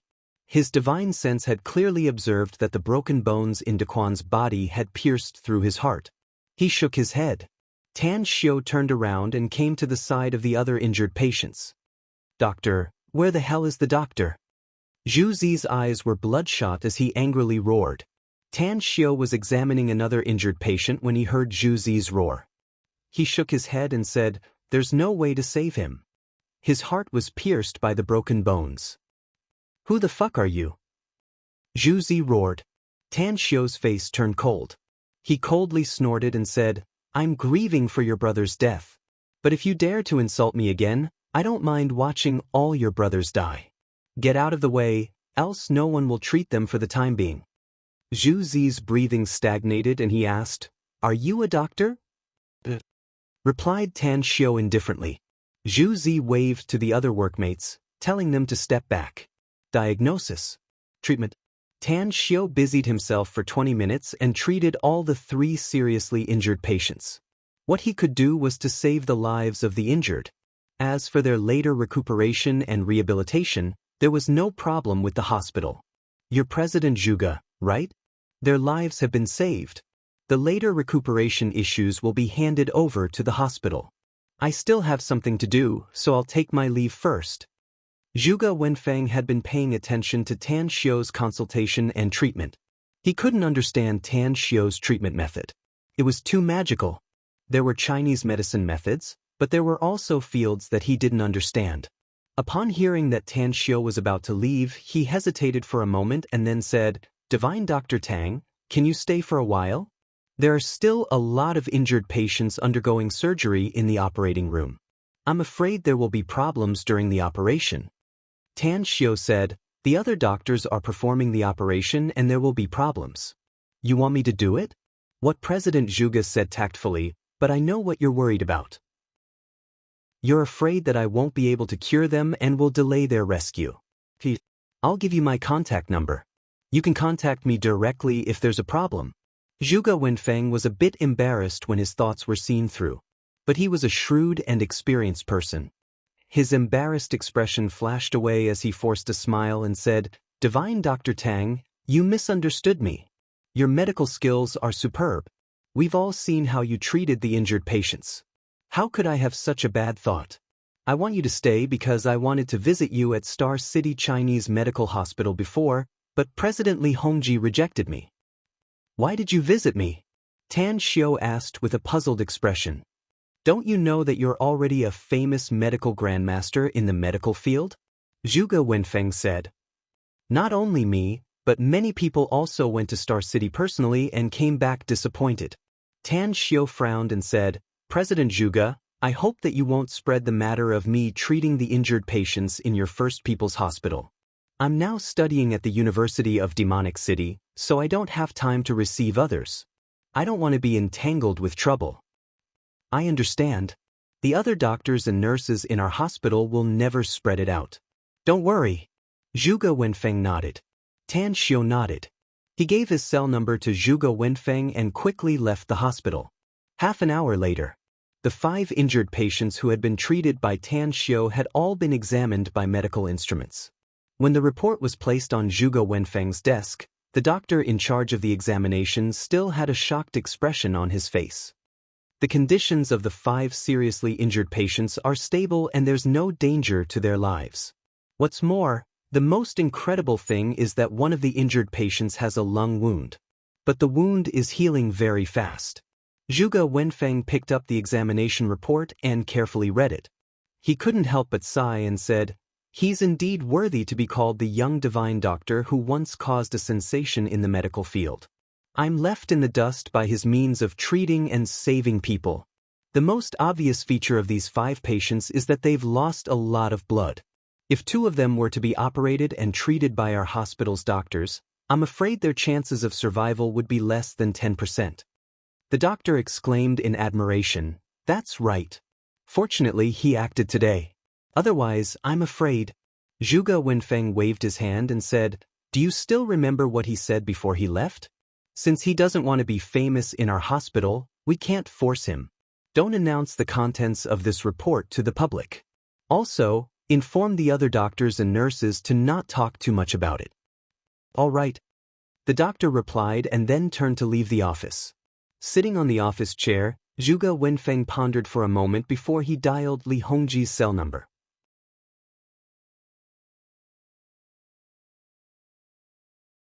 "Hello, President Li. I'm Zhuge Wenfeng." "President Zhuge, how's the situation on your side?" "President Li, I have to say something. The medical skills of the young divine doctor, Tan Xiao, are really something I've never seen before in my life. Now I finally understand why he caused such a big sensation even though he hasn't been working in your Star City Chinese Medical Hospital for a long time." Li Hongji said with a smile, "His medical level is naturally very good. To be honest, if he can come to our Star City Chinese Medical Hospital to work every day, I'm willing to give him the position of president." Zhuge Wenfeng's complexion changed as he said with a smile, "President Li, how about we talk about it? Isn't Tan Xiu studying at Shanghai University? It's very close to our First People's Hospital. How about you let Tan Xiu come to our hospital to work? As long as you agree, Zhuge Wenfeng, will owe you a big favor." Poaching someone? Li Hongji was silent for a while before he forced a smile and said, "President Zhuge, it's not that I don't want this favor, but I can't afford it. I've begged Tan Xiu to come to our Star City Chinese Medical Hospital to provide medical services. If he's willing to work in your First People's Hospital, I naturally won't have any objection." Zhuge Wenfeng laughed aloud. "President Li, you mean the initiative is in Tan Xiu's hands? I understand. In any case, I still have to thank you, President Li. When you have time, come to Shanghai and I'll treat you to some good wine." Well said, well said. Li Hongji replied with a few words. In the Star City Chinese Medical Hospital's president's office, Li Hongji's complexion turned gloomy the moment he hung up the phone. Zhuge Wenfeng wanting to poach him made him very depressed. But he also knew that he didn't have the qualifications to restrict Tan Xiu's choice. Although he was also a doctor of the Star City Chinese Medical Hospital, he had begged him to come here. He was a bit worried. In case Tan Xiu was poached by Zhuge Wenfeng, would Tan Xiu still take a fancy to the Star City Chinese Medical Hospital in the future? How many times could he come here to provide medical services? Damn, I almost missed the update time of Gu Yen-er's character card on the WeChat public platform. Tomorrow, I'll try my best to write the news about Gu Yen. If you're interested in reading the news and the Immortal World's character card, please pay attention to Quiet Night. Quiet Night will update the news about the Immortal World on it every week, and will interact with each other in a timely manner. Chapter 339. After a long while, Li Hongji dialed Tan Xiu's cell number. After Tan Xiu picked it up, he quickly said with a smile, "Tan Xiu, I've heard from Zhuge Wenfeng what you did in Shanghai's First People's Hospital. Well done. You brought honor to our Star City Chinese Medical Hospital." Tan Xiu was on the way back to the Blue Star Villa complex at this moment. Upon hearing Li Hongji's words, he calmly said, "It's nothing. I just happened to meet him and gave him a hand." Li Hongji probed, "Tan Xiu, if Zhuge Wenfeng wants you to work in Shanghai's first public hospital, would you be willing to do it?" "I told you that I won't become a real doctor," said Tan Xiu. "I promised to work in your Chinese medical hospital because you took good care of my mother when she was hospitalized there, so I'll return the favor. As for Shanghai's first public hospital, I won't go there." Li Hongji secretly heaved a sigh of relief and said with a smile, "I got it. No one will dare to force you since you don't want to go. If Zhuge Wenfeng wants to find you, just reject him. He just called me and said that he wants to poach me, so I directly told him that you have the right to decide." "President Li, you called me just for this?" Tan Xiu said with a smile. Of course. "I'm not urging you to come back," said Li Hongji with a smile. "Wait until you come back on October 1st, then we'll talk about the consultation." "All right," Tan Xiu replied. Blue Star Villa Complex. When Tan Xiu returned to the villa complex's entrance, the security guard, who was somewhat familiar with Tan Xiu, saluted to Tan Xiu and then enthusiastically said, "Mr. Tang, you're back. Your friend said that he's waiting for you in the Starbucks cafe on the commercial street next door." "Friend? Are you mistaken?" Tan Xiu was confused. "I just came to Shanghai not long ago, and only a handful of people know that I live here. How could my friend come to see me?" The security guard shook his head and said, "I don't know. He just wanted me to tell you." Tan Xiu was silent for a moment before he nodded and thanked him. He was not in a hurry to enter the villa area. Instead, he walked toward the nearby commercial street. He knew where the Starbucks cafe was. It was on the way to Shanghai University from the business district. The interior was spacious and exquisitely decorated. It was a high-class place to spend money. There were not many customers in the cafe. Apart from a young man who was typing on a laptop keyboard, there were only 4 middle-aged men sitting around the young man. After Tan Xiu stepped into the cafe, he saw Tang Wei who was typing on his laptop with a cold expression. "Why you here?" Tan Xiu walked over to sit opposite Tang Wei and asked calmly. Tang Wei looked up and his eyes lit up upon seeing Tan Xiu. He directly closed his laptop and said with a smile, "I was just passing by and learned that you're studying at Shanghai University, so I came to see you. Is it okay here? Tell me what you're lacking. Do you think I'm a poor man?" Tan Xiu shook his head and forced a smile. "I know you're not a poor man, brother." Tang Wei grinned and said, "But this is just a token of my appreciation." "That's right. Auntie knows that I'll be passing by Shanghai, so she asked me to bring you something." "What is it?" asked Tan Xiu. Tang Wei looked around and said, "It's not convenient to give it to you here." "All right." Tan Xiu nodded. After the duo got up and left, the 4 middle-aged men followed them. Tan Xiu inquired in private and learned that the 4 middle-aged men were Tang Wei's bodyguards. After returning to the villa in Blue Star Villa Complex, the 4 bodyguards stayed in the courtyard, while Tan Xiu and Tang Wei went to the hall on the first floor. After taking a seat, Tang Wei handed a suitcase to Tan Xiu and said, "The things Auntie Tang Min asked me to bring for you are inside." Tan Xiu took the suitcase and stared blankly after opening it. A silver pistol, for magazines filled with bullets, and an extraordinarily sharp dagger. "What do you mean?" Tan Xiu raised his head and asked with a confused expression. "Our Tang family is in trouble now," said Tang Wei with a forced smile. "Auntie Tang Min is afraid that you'll be in danger alone in Shanghai, so she asked me to give these things to you for self-defense.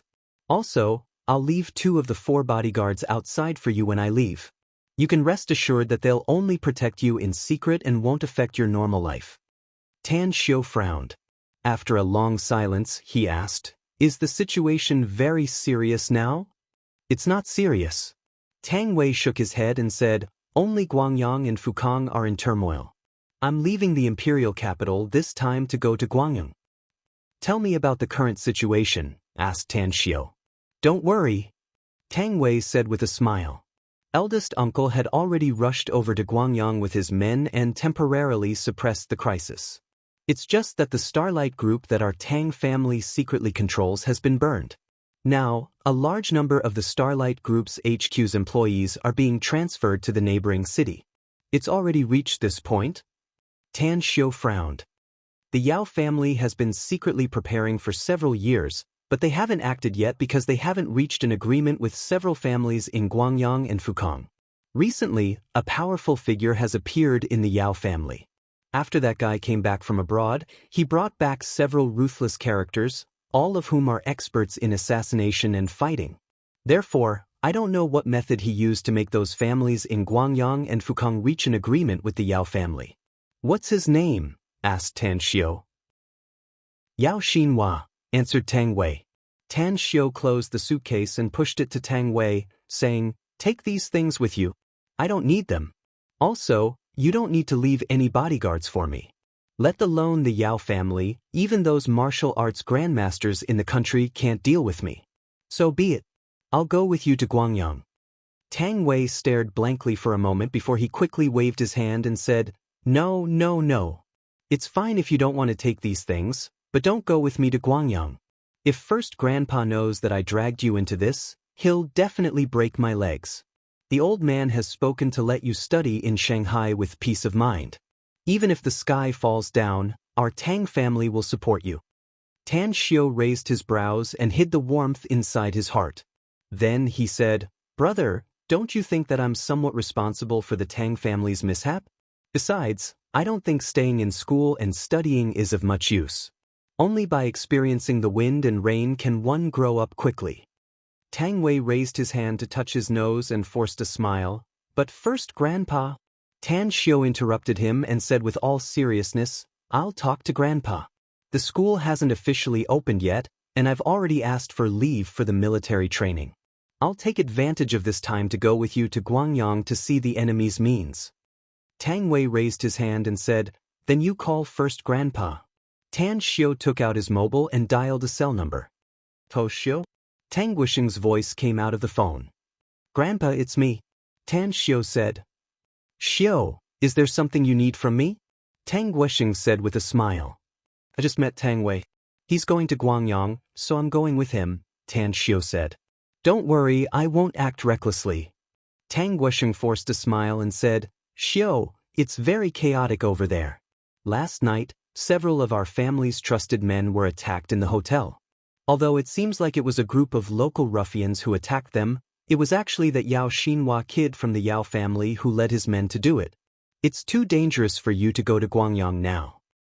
I have the ability to protect myself, so I won't be careless, Tan Xiao said. Tang Guoxing was silent for a while before he asked, Have you really decided? I've decided, Tan Xiao said with a serious expression. Since you want to go, then go. Tang Guoxing sighed. Give the phone to Tang Wei. All right. Tan Xiao handed the phone over. Tang Wei took the phone and chatted with Tang Guoxing for a while. After hanging up the phone, he said, Grandpa told me that since you want to go to Guangyang with me, it's not impossible. But you must follow me 24 hours a day. Tan Xiao nodded and said, Wait for me for a while. I'm going to pack my things. 10 minutes later, Tan Xiao carried his simple luggage and left with Tang Wei. Let's go to Konghong 4's store in Shanghai first. I have something to give to a classmate. Tang Wei nodded and arrived at Konghong 4's store through the GPS inside the store. Yu Kai, Zhao Liang, and the others were surrounding an Audi A4, commenting on it. A staff member was explaining the functions of the Audi A4 to them. Yu Kai. After entering the store, Tan Xiao called out. Yu Kai, who had received a call from Tan Xiao, immediately smiled and trotted a few steps, saying, Big bro Tang, what do you want me to give to Teacher Han? Tan Xiao took out 2 keys and handed him a note, saying, Give these things to her and help me ask for a leave while you're at it. I won't participate in the military training and I've already asked for a leave. I'll be back before your military training is over. Yu Kai stared blankly and said with astonishment, You can actually ask for a leave for the military training? Isn't that too awesome? But Big Bro Tang, you mean that you're leaving Shanghai? I do have to leave Shanghai for some time to deal with something, said Tan Xiao. What is it? Asked Yu Kai. Some family matters, said Tan Xiao. All right then. Yu Kai nodded. I'll give them to Teacher Han. But don't forget that since you're not treating me tonight, I'll make up for this big meal later. I will. Tan Xiao nodded. Subsequently, Tan Xiao bid farewell to Zhao Liang, Hu Qingsong, and the others and then left Konghong 4's store. After meeting up with Tang Wei, who was waiting outside, they quickly rushed to the airport. In the taxi, Tang Wei frowned and said, I just checked. There's only one last flight from Shanghai to Guangyang in an hour. It's rush hour now, so I'm afraid we won't be able to get to the airport in advance if we're caught in a traffic jam. It's all right. I've already called in advance to arrange it, Tan Xiao said calmly. I'm really sorry. After the update of Gu Yen'er's character card yesterday, many people were very dissatisfied with the character image of Gu Yen'er after Tan Xiao's death. Then, Jingye stayed up all night to update Gu Yen'er's story and the character image card of Tan Xiao before he fell in the immortal world. So I overslept and made my brothers and sisters wait for a long time. Thinking that I'll be late for work, Jingye's heart is in a panic. I asked my brothers and sisters to give me 2 monthly tickets to calm my nerves. Thank you very much, Carrot Under the. Chapter 340. Shanghai Airport. Tang Wei followed Tan Xiao with a puzzled expression. He went straight through the VIP channel and came to the tarmac. When he saw the private jet in front of him, he saw 2 men and 4 women standing under the ladder, dressed like pilots and flight attendants. Shock was written all over his face. With the improvement of living standards, a large number of super-rich people emerged in the country, and many of them were buying private jets. But as a descendant of a big family in the country, he was very clear about the number of rich people who owned private jets in the country. 1,500. This was the limit. He dared to pat his chest and guarantee that the number of rich people who owned private jets in the country was definitely no more than 1,500. It must be noted that China had a population density of more than 1 billion, and 1,500 was a very small number. But how could Tan Xiao? Hello, Mr. Tang. We have submitted our departure application to Shanghai Airport and received a reply. There are still 35 minutes left before our departure, said the private jet pilot respectfully. Let's board the plane. Tan Xiao nodded. Tang Wei, who was following beside Tan Xiu, looked surprised and asked in a low voice, "What's going on, brother? Where did you get this private jet?" "I borrowed it from a friend," replied Tan Xiu with a smile while walking up the ladder. "What kind of friend is this? How could he be so generous? Lend a private jet to you at will? If my guess is correct, this private jet should have been parked at Shanghai Airport, right?" "It's a friend from Jingmen Island. I've been quite busy recently, so I directly borrowed this private jet," said Tan Xiu. "I'll return it to her when I'm not busy for some time." Tang Wei praised, "It seems that your relationship is really good. This brother who lent you the jet is really worth making friends with." "Brother? She's a woman." Tan Xiu was at a loss whether he had to cry or laugh. Tang Wei stared blankly and incredulously said, "A woman? Then she and you—" "A friend," Tan Xiu said straightforwardly. Tang Wei frowned slightly and pondered for a moment before probing, "As far as I know, there aren't many clans in Shanghai that own private passenger planes. There were only 2 women who owned a private jet. I'm afraid it will be very difficult to borrow the private jet of that old lady from the Huang family. Could it be the friend you were talking about? Is it the demoness who barged into our ancestral home in the imperial capital?" Tan Xiu asked curiously, "Demoness?" Tang Wei heavily nodded and said, "That's right, Ouyang Lulu the witch. Barbaric, violent, condescending, arrogant, proud like a peacock, raising its tail all day long." Tan Xiu was at a loss whether to cry or laugh as he listened to Tang Wei's adjectives. After entering the cabin, he grinned and asked, "Do you have enmity with Lulu? It really is her." Tang Wei took a deep breath and bitterly smiled, "I don't have enmity with her, but I've suffered a few losses in her hands. Of course, it's also because I'm a good man and don't fight with women, so I let her have her way. Besides, Cousin Chu-yi is her old classmate and they have a good relationship, so I don't have a bad relationship with her." "Lulu is actually a good person," Tan Xiu said with a smile. "She's not as exaggerated as you said. She's a bit unruly, but she's very smart and easy to bully." "Easy to bully?" Tang Wei was speechless. After the 2 of them took a seat at the airport, Tang Wei casually gestured to the 4 bodyguards who followed him and said, "Ouyang Lulu came to our ancestral home last time, but we didn't have much interaction because of you. But I can see that she likes you." Tan Xiu stared blankly for a moment and directly rolled his eyes. He couldn't understand why so many people liked to make wild guesses. In the University of Shanghai, Yu Kai and Hu Qingsong said that Han Qingwu liked him, and now Tang Wei said that Ouyang Lulu liked him. How come he didn't know that he was so charming? "Don't talk nonsense. We're just good friends and business partners." An unfathomable smile appeared on Tang Wei's face as he meaningfully looked at Tan Xiu and directly turned his head to the side. 7:30 p.m. The private plane landed at Guangyang's Guan City Airport. Since Tang Yunping knew that Tang Wei was coming, he had arranged someone to pick them up. When Tan Xiu and Tang Wei walked out of the airport with 4 bodyguards, they saw a middle-aged woman with 6 strong men in black suits quickly greeting them. "Little Wei." The middle-aged woman looked at Tan Xiu and then looked at Tang Wei with a smile. "Aunt Shui, why did you personally come to pick us up?" Tang Wei said with a smile. "Guan City is a bit chaotic here. Your first uncle is afraid that the Yao, Sun, and Yang families will send people to deal with you in secret. We've lost more than 20 people since they started to launch an attack." An angry expression appeared on Tang Wei's face as he said in a deep voice, "The Yao family is our enemy, but I didn't expect that the Sun and Yang families would dare to get involved. This time, we must give them a head-on blow even if we have to suffer heavy losses." Shui Jie secretly smiled wryly inside. Tang Wei might not know, but she was the general manager of the Starlight Group and had been here for more than a decade.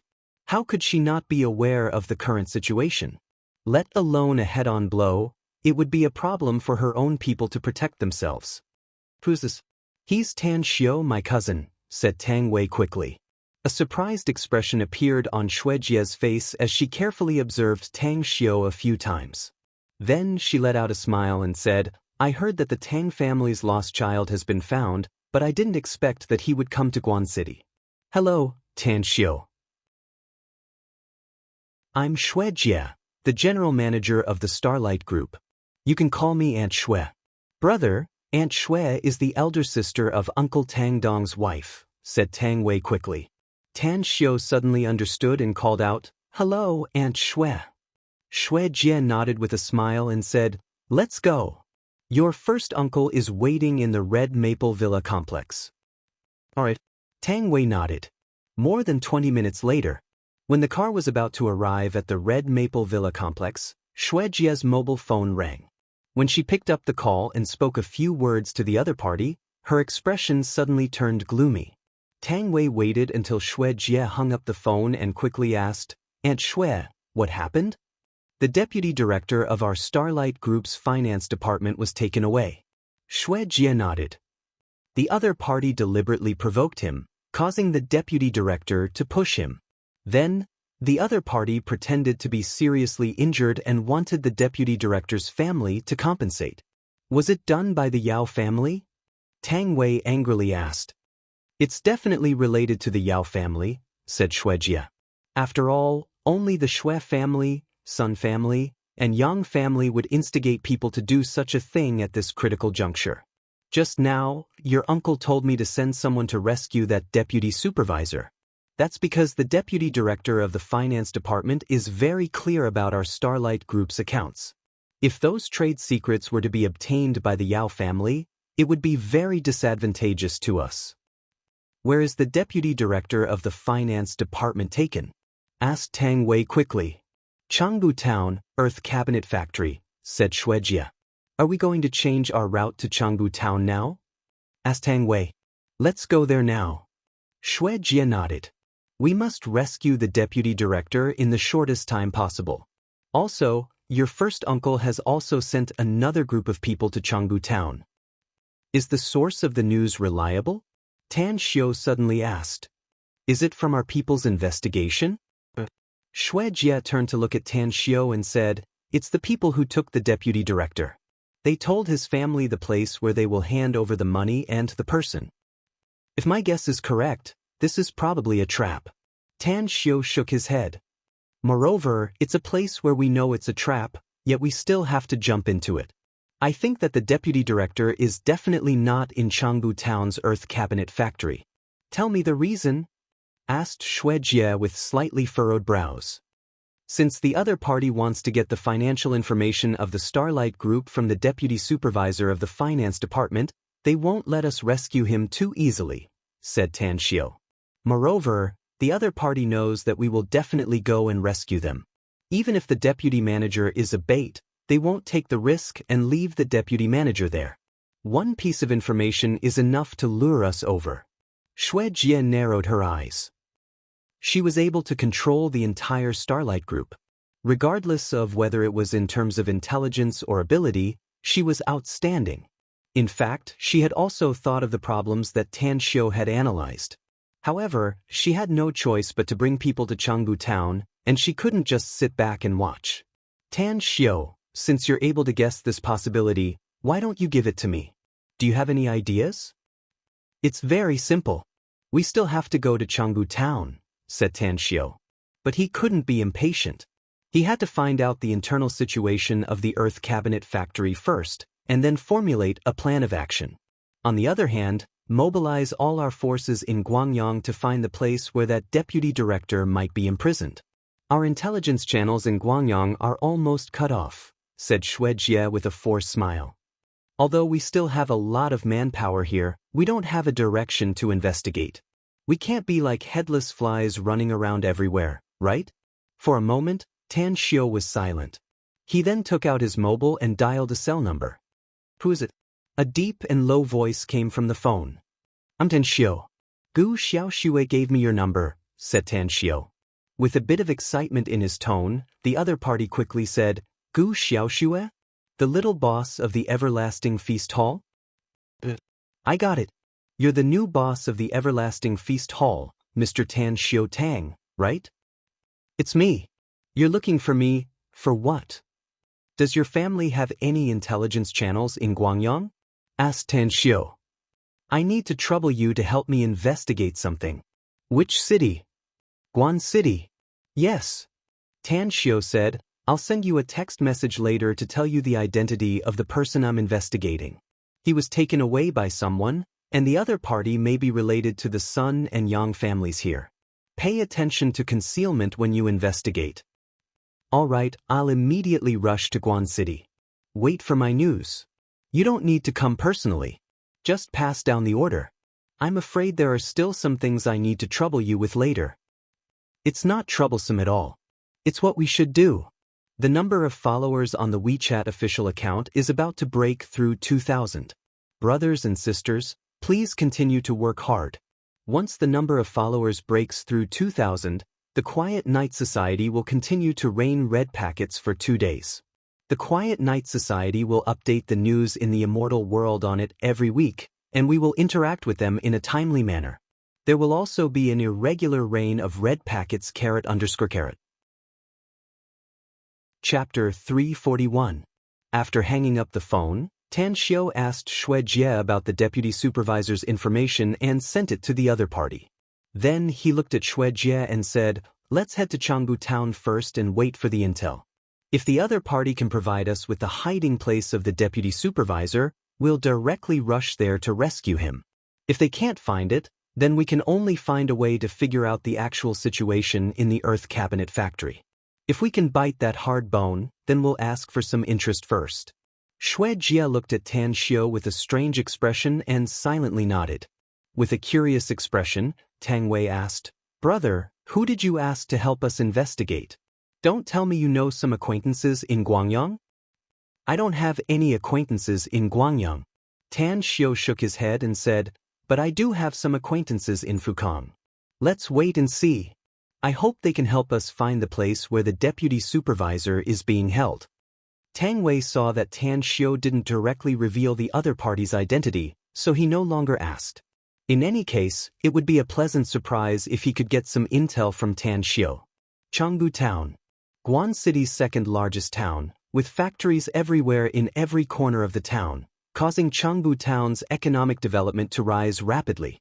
A large number of migrants led to a thriving and prosperous scene everywhere. The Earth Cabinet Factory. It was a factory that produced high-end furniture and exported it abroad. The factory had a total of 2 courtyard walls. The outer courtyard wall and the inner courtyard wall were 50 meters long, with a factory building in the middle where the workers made the furniture. Aside from the 2 office buildings, the rest of the factory buildings were also built with cabinets and furniture. In the past, the entire Earth Cabinet factory was very lively. Busy workers could be seen everywhere, and forklifts were shuttling back and forth between the factory buildings. But today, it was deserted. Aside from the occasional barking of dogs, there was no other movement. On the roof of one of the 3-story office buildings, a big foreign man stood between the solar water tanks with binoculars in his hand, observing the scene outside the factory. Behind him were dozens of strong men. Some of them were holding guns, while others were wiping their firearms with cold expressions flashing in their eyes. "Ai Murue, what's the situation outside?"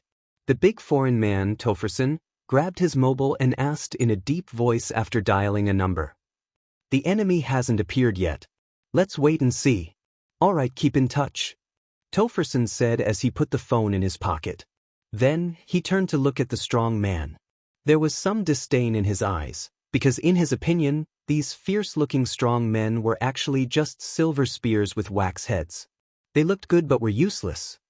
"Keep your spirits up. If the enemy comes and you don't have the courage to kill, I will personally cut off your heads and kick them around like balls." A middle-aged man snorted coldly and said, "Tofferson, although our young master told us to listen to your command, don't be too arrogant. Even if you know some martial arts, can your speed be faster than a bullet?" Tofferson grinned, revealing his white teeth, and said, "Do you want to give it a try?" "Umph." The middle-aged man wanted to give it a try, but he didn't dare to. He knew how important this foreigner was to his young master. If he fought with him, he would probably die a horrible death. 10 minutes later, the phone that Tofferson had put in his pocket suddenly vibrated. "Is there a situation?" Suspicious vehicles have been found in the periphery. There are a total of 4 cars and 4 people in each car. None of them got off. Some of them are using binoculars to observe the front gate of the cabinet factory. AI Murue's voice came out of the phone. Don't alarm them first, said Topherson in a deep voice. There's an old saying in China, inviting the enemy to enter the urn. Wait for them to enter the factory, then we'll attack from both inside and outside. We must annihilate the enemy. Topherson, I know you want to kill them. But the captain ordered us to keep them alive if we can catch them alive. Perhaps there are high-level enemy figures among them, so we can get some useful information from them. I know, Topherson coldly said and directly hung up the phone. Near the Earth Cabinet factory, 4 SUVs were quietly parked on the roadside. In the front car, Li Xiaojie put away the binoculars and turned to the middle-aged man in the front seat, saying, Inform the others. No one is allowed to leave the car without authorization. Chief Shui called and told us to wait for them to arrive and then act together. Understood. The young man in the front seat nodded and immediately grabbed his phone. Time fleeted by. Chengbu Town, flat-out skating rink. Jiang Xiaohu had been very free and unrestrained recently. He was the younger brother of the flat-out skating rink. Because he was good at fighting and also helped the owner of the flat-out skating rink to solve a thorny problem, he was promoted by his boss to be the leader of the flat-out skating rink. However, today was the day of the weekly commission. He came back from outside with his 4 younger brothers and strolled around the skating rink, but he didn't find any guests. What's going on today? Usually there are so many guests coming to play. How come there's no one here today? Jiang Xiaohu turned his head and asked. A young man who had been with Jiang Xiaohu for a long time shook his head and said, I don't know. I didn't hear that it's closed today. Boss, look over there. What are those 2 guys doing at the door of the ice skating shoes storage room? Jiang Xiaohu stared blankly. When he looked over there, he suddenly frowned. He walked over with his 4 younger brothers and shouted, What are you doing? This is our flat-out skating rink's place to do business. Black muzzles were aimed at Jiang Xiaohu's group of 5. One of the burly men had killing intent flashing in his eyes as he said in a deep voice, Get the hell out of here if you don't want to die. Jiang Xiaohu's expression changed, whereas the 4 youths behind him retreated 2 steps back with a frightened look. Jiang Xiaohu took a deep breath and asked in a deep voice, I'm the boss here. Even if you have guns, I'm not afraid of you. I want to know what you're doing in our place. Also, where's our boss? Immediately, 2 people came out of the ice skating shoes storage room. The chubby middle-aged man was the flat-out skating rink's boss. With a bitter expression on his face, he waved his hand and said, Xiaohu, our skating rink is closed today. You don't need to work here anymore. Go back first. Jiang Xiaohu's eyes swept over the middle-aged man beside the boss. After a moment of silence, he said, Boss, we need money. You should give us the money today. Tomorrow, said the fat boss in a deep voice. Jiang Xiaohu forced a smile and said, Boss, I have no choice but to give it to you today. I owe Big Brother Beard money. He said that if I don't give him the money today, he'll chop my hand off. How about you give me some money first? I promise I'll leave immediately after I get the money. The fat boss looked at the middle-aged man at the side. Are they reliable? Asked the middle-aged man. They're very reliable. The fat boss nodded and said, Xiaohu has been working here for 4 or 5 years. He's a good fighter, and his big brother is also a very powerful figure in our Chengbu town's underworld. I heard that he has been following his big brother since he was a teenager. The middle-aged man nodded and said, Then give them the money. Yes. The fat boss waved to Jiang Xiaohu and said, Tell the 4 of them to wait outside. You come with me to get the money. God damn it, you're good at everything except gambling. Sooner or later, you'll die because of your gambling debts. A strange expression flashed in Jiang Xiaohu's eyes. He raised his head and covered his eyes.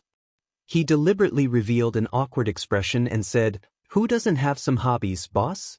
Don't worry. I know what I'm capable of. I'll never get involved if the game is too big. A minute later, Jiang Xiaohu took a bulging envelope and quickly glanced at the back. When he found that the middle-aged man from before didn't follow him, he moved closer to the fat boss and asked in a low voice, Boss, who are those people? They even dare to carry guns. Aren't they afraid? The fat boss's expression changed and he shouted in a low voice, "Don't randomly inquire about them. You can't know their identities." "What do you mean, boss?" Jiang Xiaohu deliberately showed an angry expression and said in a deep voice. The fat boss opened his mouth. But he recalled that he still had to rely on Jiang Xiaohu and his gang of little brothers in the future, so his tone eased down and said in a low voice, "Xiaohu, I treat you as one of my own, so I don't want you to randomly inquire about them.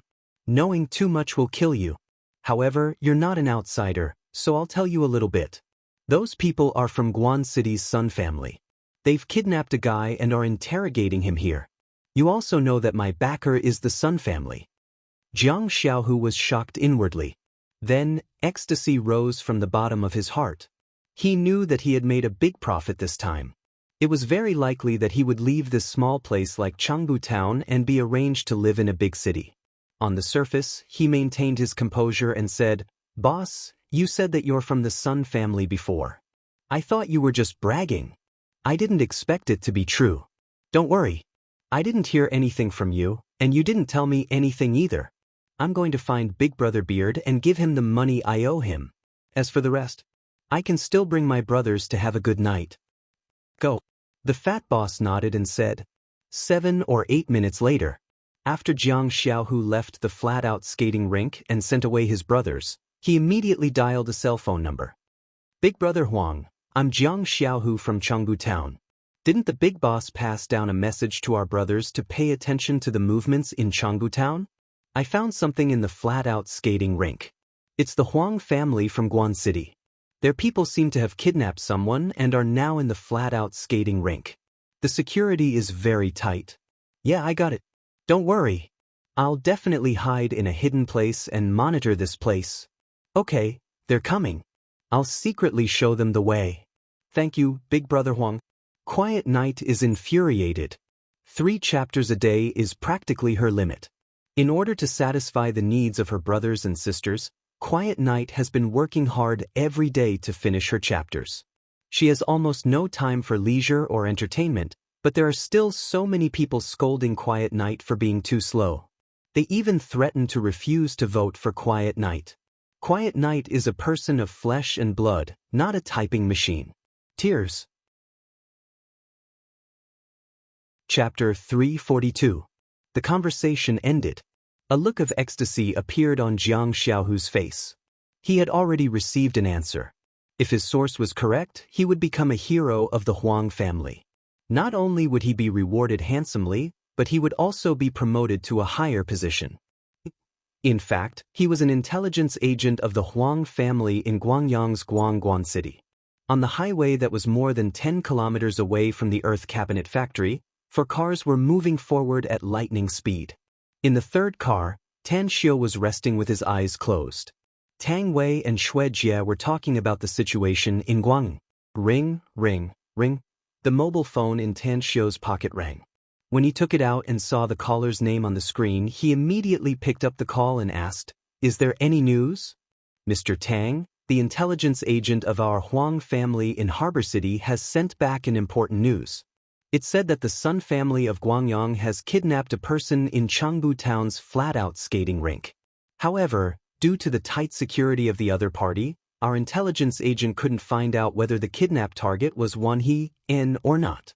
If you want to go there, I'll give you the contact information of that intelligence agent.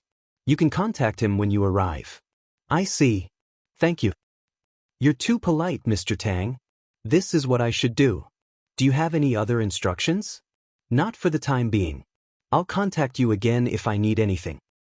But my phone is on 24 hours a day." After hanging up the phone, Tan Xiu said in a deep voice, "Change the direction and search for the flat-out skating rink in Changbu Town. If the information is correct, the deputy director Wan He-en who was kidnapped is in the flat-out skating rink." Xue Jie hesitated for a moment before she looked at the driver and said, "Listen to Tan Xiu and immediately go to the flat-out skating rink." "Understood." The driver quickly determined the location of the flat-out skating rink through the navigation. "Chief Xue, the flat-out skating rink is only 6 kilometers away from us. We'll be there soon," said the driver. "All right." Shuejie complied and looked at Tan Xiu again. She didn't know whether the information Tan Xiu got from others was accurate or not. If it was, then it would waste some time. But if it was true, then the person Tan Xiu had asked for help was probably someone with a powerful background. Who could it be? Shuejie thought to herself. Very soon, 4 cars were parked near the skating rink. Tan Xiu dialed the number that the Huang family's patriarch had given him. Not long after, the call connected. I'm Jiang Xiaohu, who's looking for me? Tan Xiu said, someone just called me. We are now at the flat-out skating rink. Where are you? I'm in the barbershop across the left side of the skating rink. Where are you? I'll head over right away, Jiang Xiaohu said quickly. We'll bring a total of 10 bodyguards and leave 2 to protect you here. I'll take 8 people with me. I want to go with you too, said Tang Wei quickly. I don't have any fighting ability, Tan Xiu. I'll only add to the mess if I go with you, so I won't go with you, said Shuejie. I heard that little Wei practices taekwondo. Let him go with you. Tan Xiu glanced at Tang Wei and nodded. Then come with me. However, after entering, you must pay attention to your own safety. Since the other party has guns, I'm afraid it'll be very dangerous. With a serious expression, Tang Wei nodded and said, Don't worry. I'll definitely pay attention to my safety. Immediately after, Tang Wei called the 8 bodyguards to get off the car. Under Jiang Xiaohu's lead, the group quickly entered the extreme skating rink. Brother Tang, will be discovered by the people inside if we swagger in like this. I'll take you to sneak in from the side. I know the public toilet on the side. We can reach the skate shoes storage room by climbing over it. Jiang Xiaohu stopped in the corridor and spoke in a low voice. At this time, Tan Xiu had already released his spiritual sense and observed the situation inside. At the entrance of the skate shoes storage room, 2 burly men were vigilantly observing the surroundings. Inside the room, aside from a middle-aged man who was tied to a chair, there were also 3 men and a woman. The fat man should be the fat boss described by Jiang Xiaohu. As for the other 2 men and the woman, they should be the Sun family's people. Alright, let's climb over the public toilet. Tan Xiu scanned the place with his spiritual sense and found that Jiang Xiaohu was right. The public toilet was located at the end of the corridor. The walls on both sides of the toilet were not sealed, and there was a space of nearly a person's height above it, enough for agile people to easily climb over. A minute later, the group of 11 people quietly climbed over the public toilet and was only 20 meters away from the skate shoes storage room. Wait for me here. I'll deal with the 2 people at the door, and then you'll immediately follow me. Tan Xiu said in a low voice. Tang Wei's expression changed. He grabbed Tan Xiu's arm and whispered, No. Let the others deal with them. If those 2 guys have guns, you'll be in danger.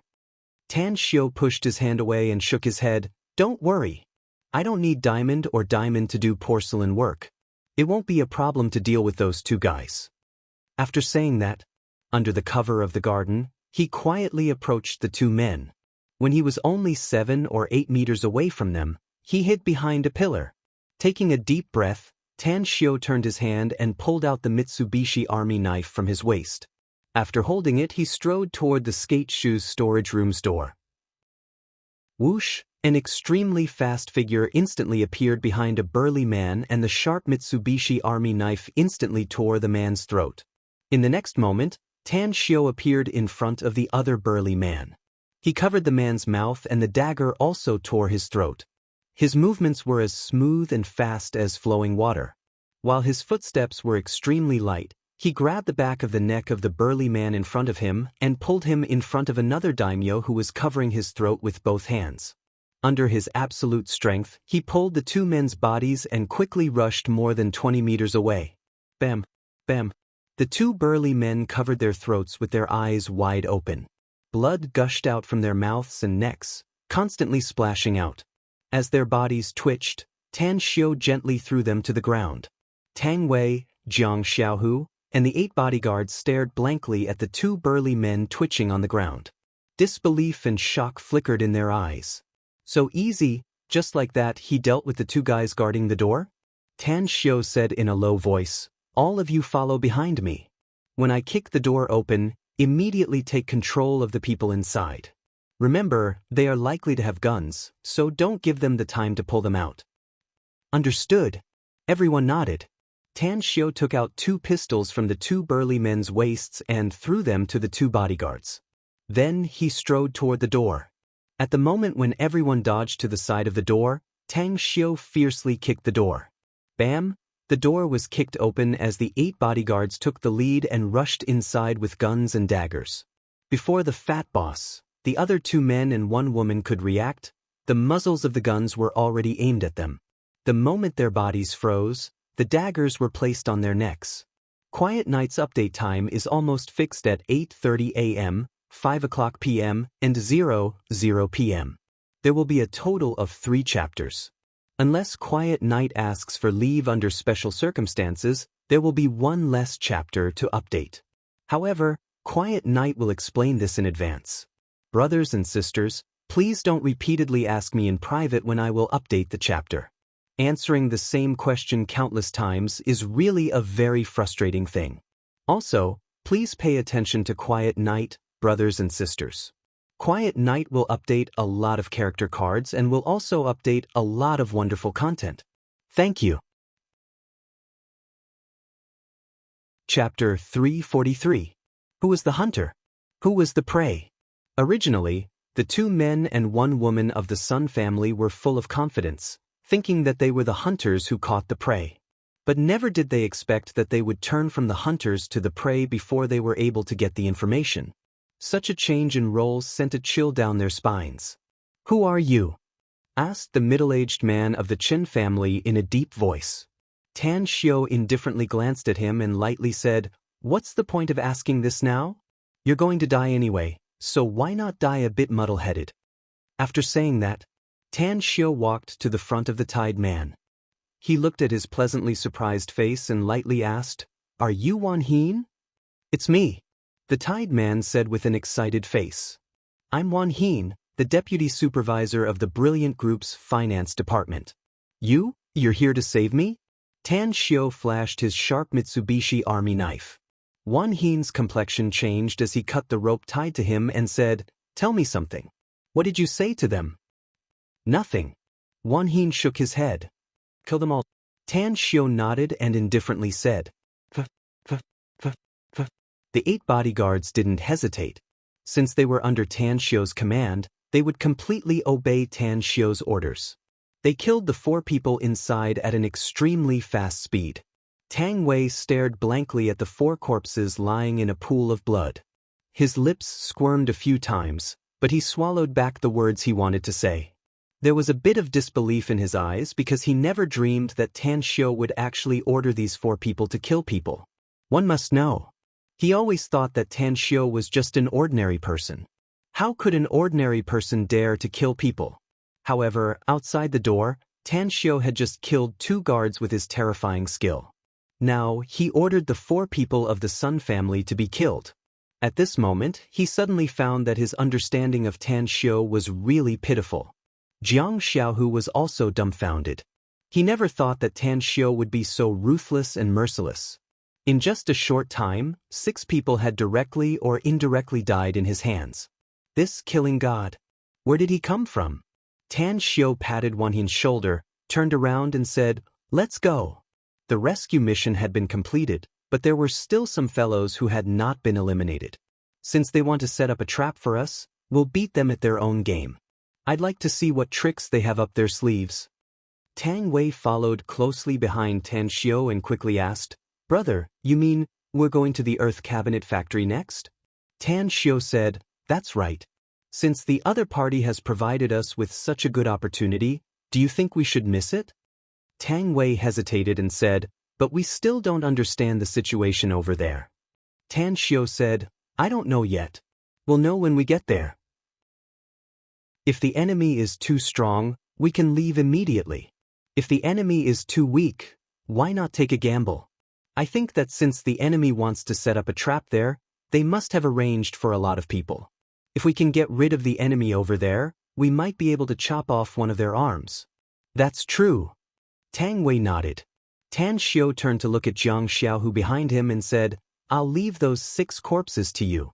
I think you should be able to solve them well. No problem, said Jiang Xiaohu quickly. I guarantee that I can make those 6 corpses disappear without a trace. I'll absolutely not cause any trouble. You're very good.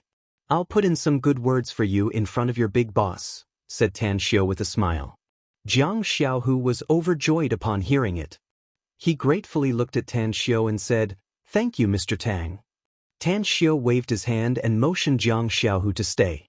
He, Tang Wei, Wan Hien, and the 8 bodyguards quickly left the extreme skating rink. When they returned to the car, the worried Xue Jie strode forward to greet them. She had already seen Wan Hien, and her hanging heart finally relaxed.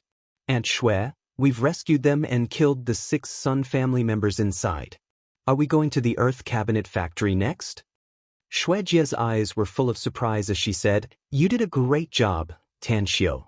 But since we've rescued them, we don't need to go to the Earth Cabinet Factory anymore, do we? Our people are now being evacuated on a large scale. The earlier we leave Guangyang province, the less dangerous it will be for our people. Tan Xiao raised his brows and asked, Don't tell me we don't want to collect some interest before we leave? Xue Jie frowned and said, But that place is a trap. If we don't collect some interest and instead suffer huge losses there, the gains won't make up for the losses. Tan Xiao fell into silence. He found that Xue Jie didn't want to go to the Earth Cabinet Factory. However, he could also understand Xue Jie's thoughts. After all, she wasn't good at fighting and killing. Tang Wei glanced at Tan Xiao and quickly said, Aunt Xue, how about you take them back first? Tan Xiao and I will go there to see the situation. If there are many enemies, we won't stupidly rush to fight them. But if the enemies are few and we can take advantage of them, then we'll fuck them. But, your first uncle? Xue Jie hesitated. You don't need to worry about him.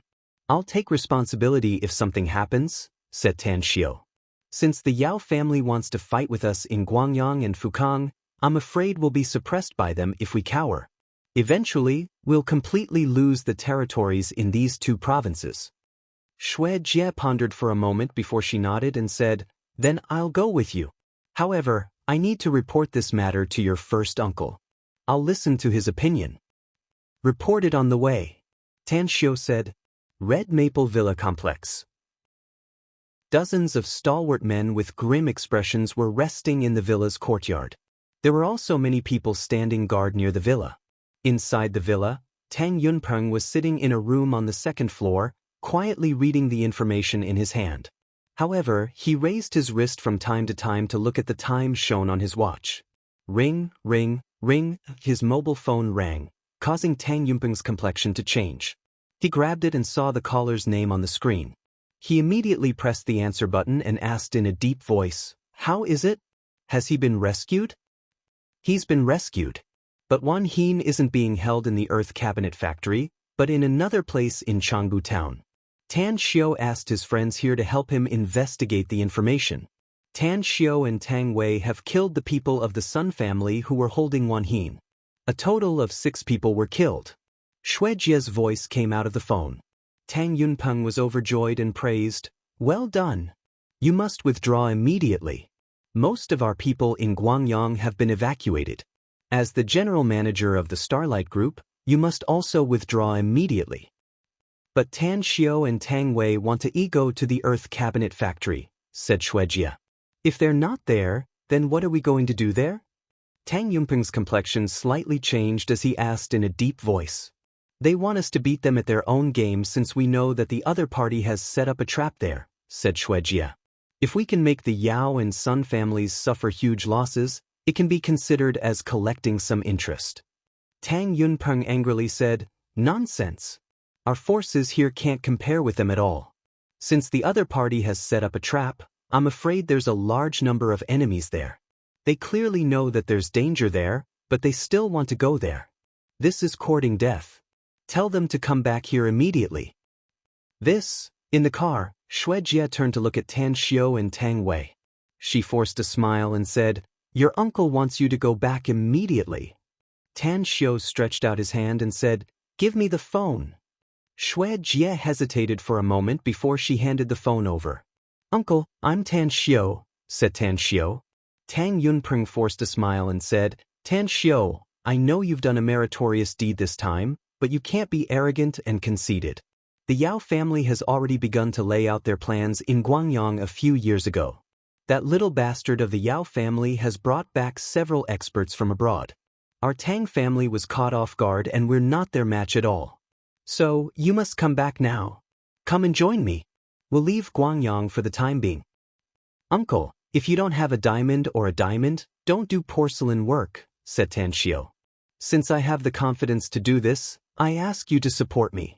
I can find someone to investigate the real location of Wan and N, which means that I can also complete the following matter. Of course, we won't act rashly. Know yourself and know your enemy, and you'll always be victorious.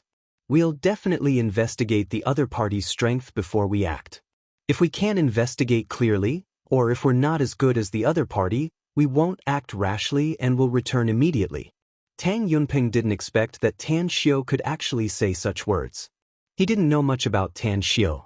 He only knew that his nephew, who had been living outside since he was a child, had some ability. But he was still a bit worried about the family's fight. It's settled then, first uncle, said Tang Xiu again.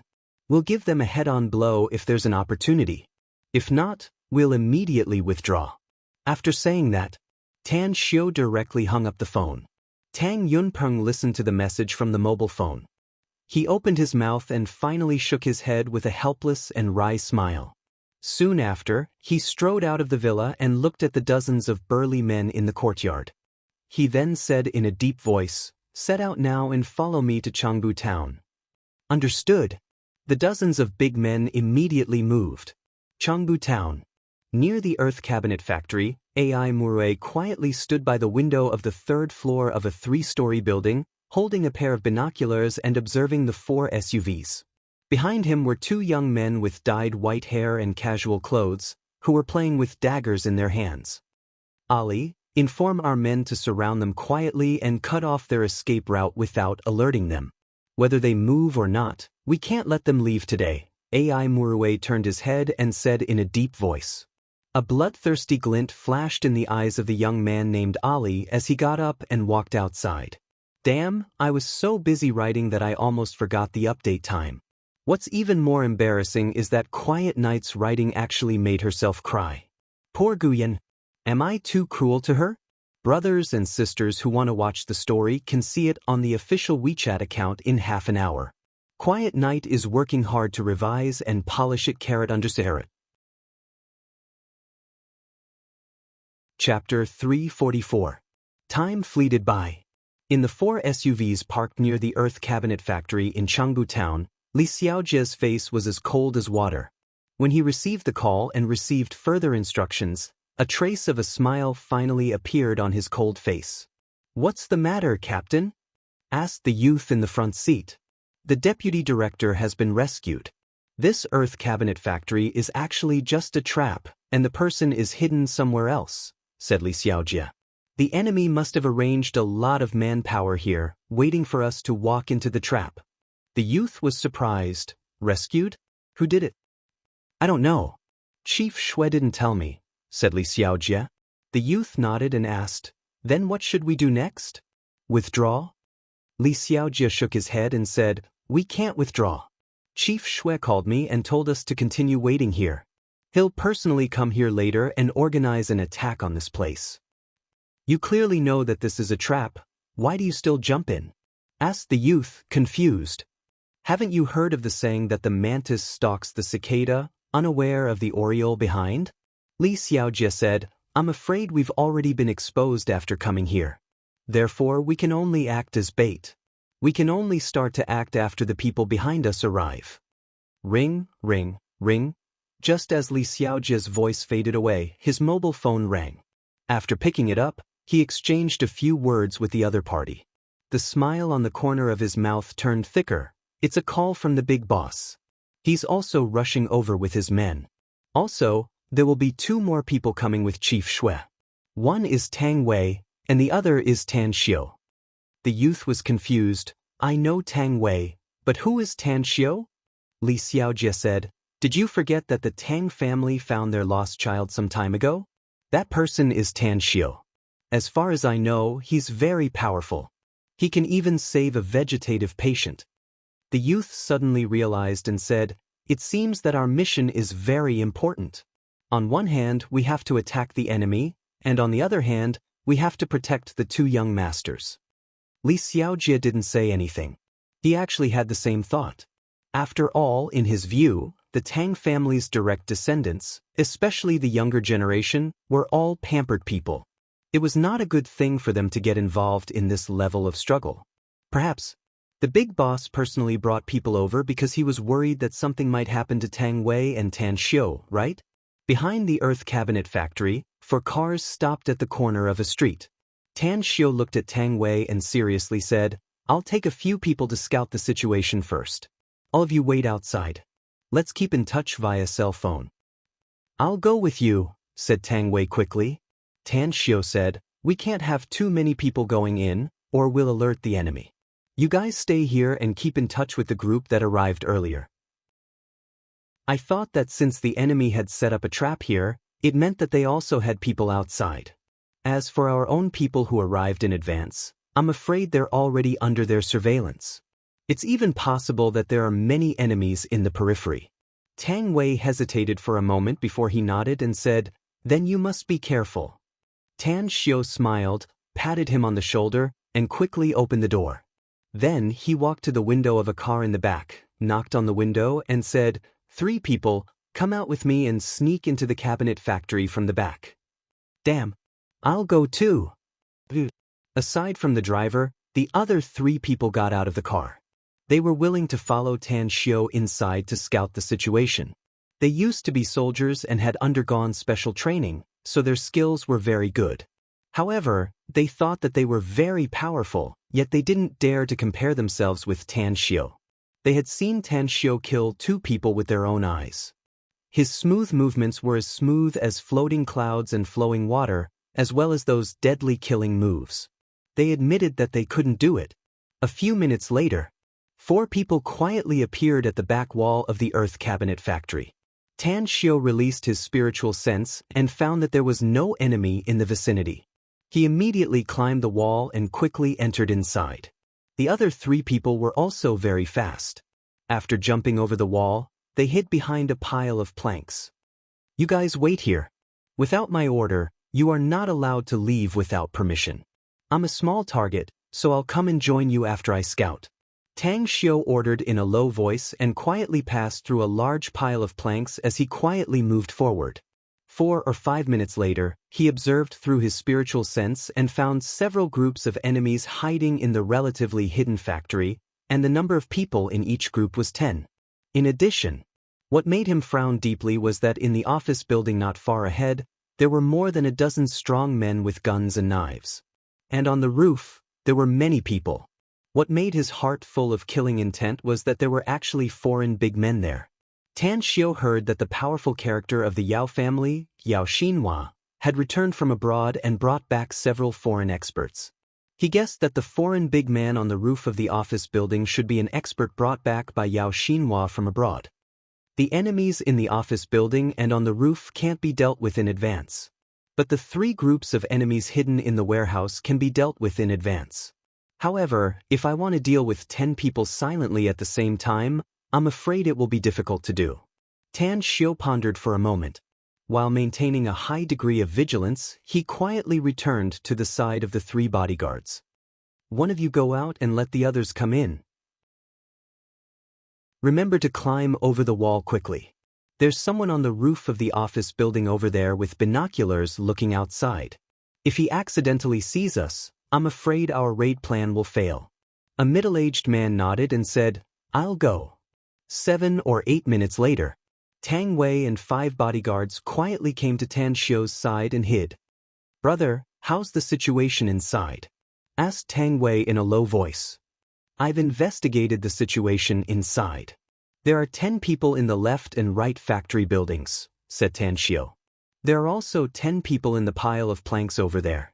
Among these 3 groups of people, 2 of them are armed with guns, while the others are armed with knives and sticks. There are also dozens of enemies hiding in the office building over there and on the roof. We need to deal with these 3 groups of enemies, and then immediately notify the people outside to quickly come in and form an encirclement with us. No matter how many enemies the Yao family has arranged outside, as long as we can deal with all the enemies in the cabinet factory, we can aim our spear at the enemies outside. Brother, you investigated so clearly? Tang Wei was surprised. Don't tell me you used to be a scout? I'm much better than a scout. Tan Xiu said with a smile. Alright, you guys follow behind me and pay attention to hide. Let's get rid of the enemies in the left factory building first. Let's go. A few minutes later, Tan Xiu, Tang Wei, and 8 bodyguards cautiously appeared outside the side door of the left factory building. Because the 10 enemies were hiding inside the factory building's door, Tan Xiu could use his spiritual sense to observe and enter the factory building from the side door. Then, he would rush to the back of the enemies from the inside and launch a surprise attack on them. The 9 of you immediately attack the others after you get close. Be fast. I'll personally deal with those 2 armed guys. If we want to complete the designated battle plan, we can't let the 10 people inside send out any warning information. Tan Xiu ordered in a low voice. Don't worry. Everyone made a hand gesture. Quickly, with the help of the furniture, they approached the 10 big men inside the factory building's door. Among the 10 big men, only 2 of them were quietly observing the movements outside, while the other 8 were sitting on chairs, cleaning their guns, or playing with machetes and sticks. Tan Xiu shouted in a low voice. His feet suddenly stomped the ground and he rushed out like a hungry tiger pouncing on its prey. In just 2 seconds, before the 10 enemies could react, he had already dashed in front of the 2 men with guns.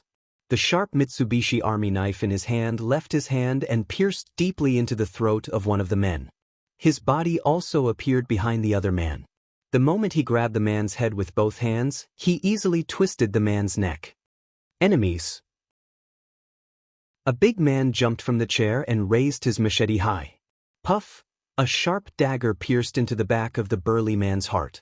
Tan Xiu's figure flashed and appeared in front of the big man with the Mitsubishi Army knife in his throat. The moment he pulled out the Mitsubishi Army knife, he stabbed the other big man's left neck. Tang Wei and his 8 bodyguards were extremely fast as they launched a surprise attack on the big men. In just a few seconds, the 10 enemies inside the factory building were all killed. However, 4 of them were killed by Tan Xiu, while the other 6 were killed by Tang Wei and the others. Very smooth. Tang Wei smiled with satisfaction. It's indeed smooth. Tan Xiu nodded and said, but there are still 2 more enemies. I hope we can easily kill them. However, we must leave one of them alive in the 3rd place. I need to find out how many people the enemy has arranged to set up this trap for us. You mean, besides the ones inside the cabinet factory, there are also those outside? Asked Tang Wei.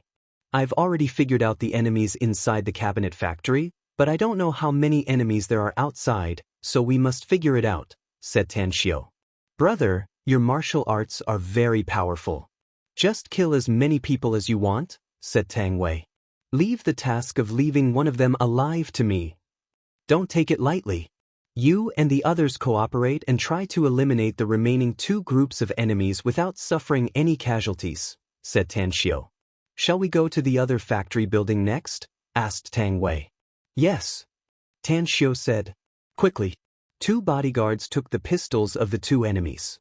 They had killed 6 people in the extreme skating rink and obtained 4 pistols. Now they got 2 more, for a total of 6 pistols. Adding the pistol that Tang Min originally wanted to give to Tan Xiu, they now had a total of 7 pistols. Among Xuejie's bodyguards, 4 of them carried pistols. In other words, the 10 of them now had 11 pistols. Quiet Night courted death in all kinds of ways today by playing a game on her WeChat public account. Then 59 brothers gave her gifts. Then Quiet Night was played to death by them. Today, I must release 5 chapters. You won't die if you don't court death. Quiet Night finally understands the true meaning of this sentence. Chapter 345. Tang Wei handed a pistol to Tan Xiu and said in a low voice, Brother, I know your martial arts are powerful, but you can't dodge bullets no matter how powerful you are. Take this gun. We can't afford to lose it. Nothing can happen to you. Tan Xiu took the pistol and inserted it into his waist. He then nodded and said, remember, when we sneak attack, try not to shoot if possible. Although these guns have silencers, many experts will still be able to detect them.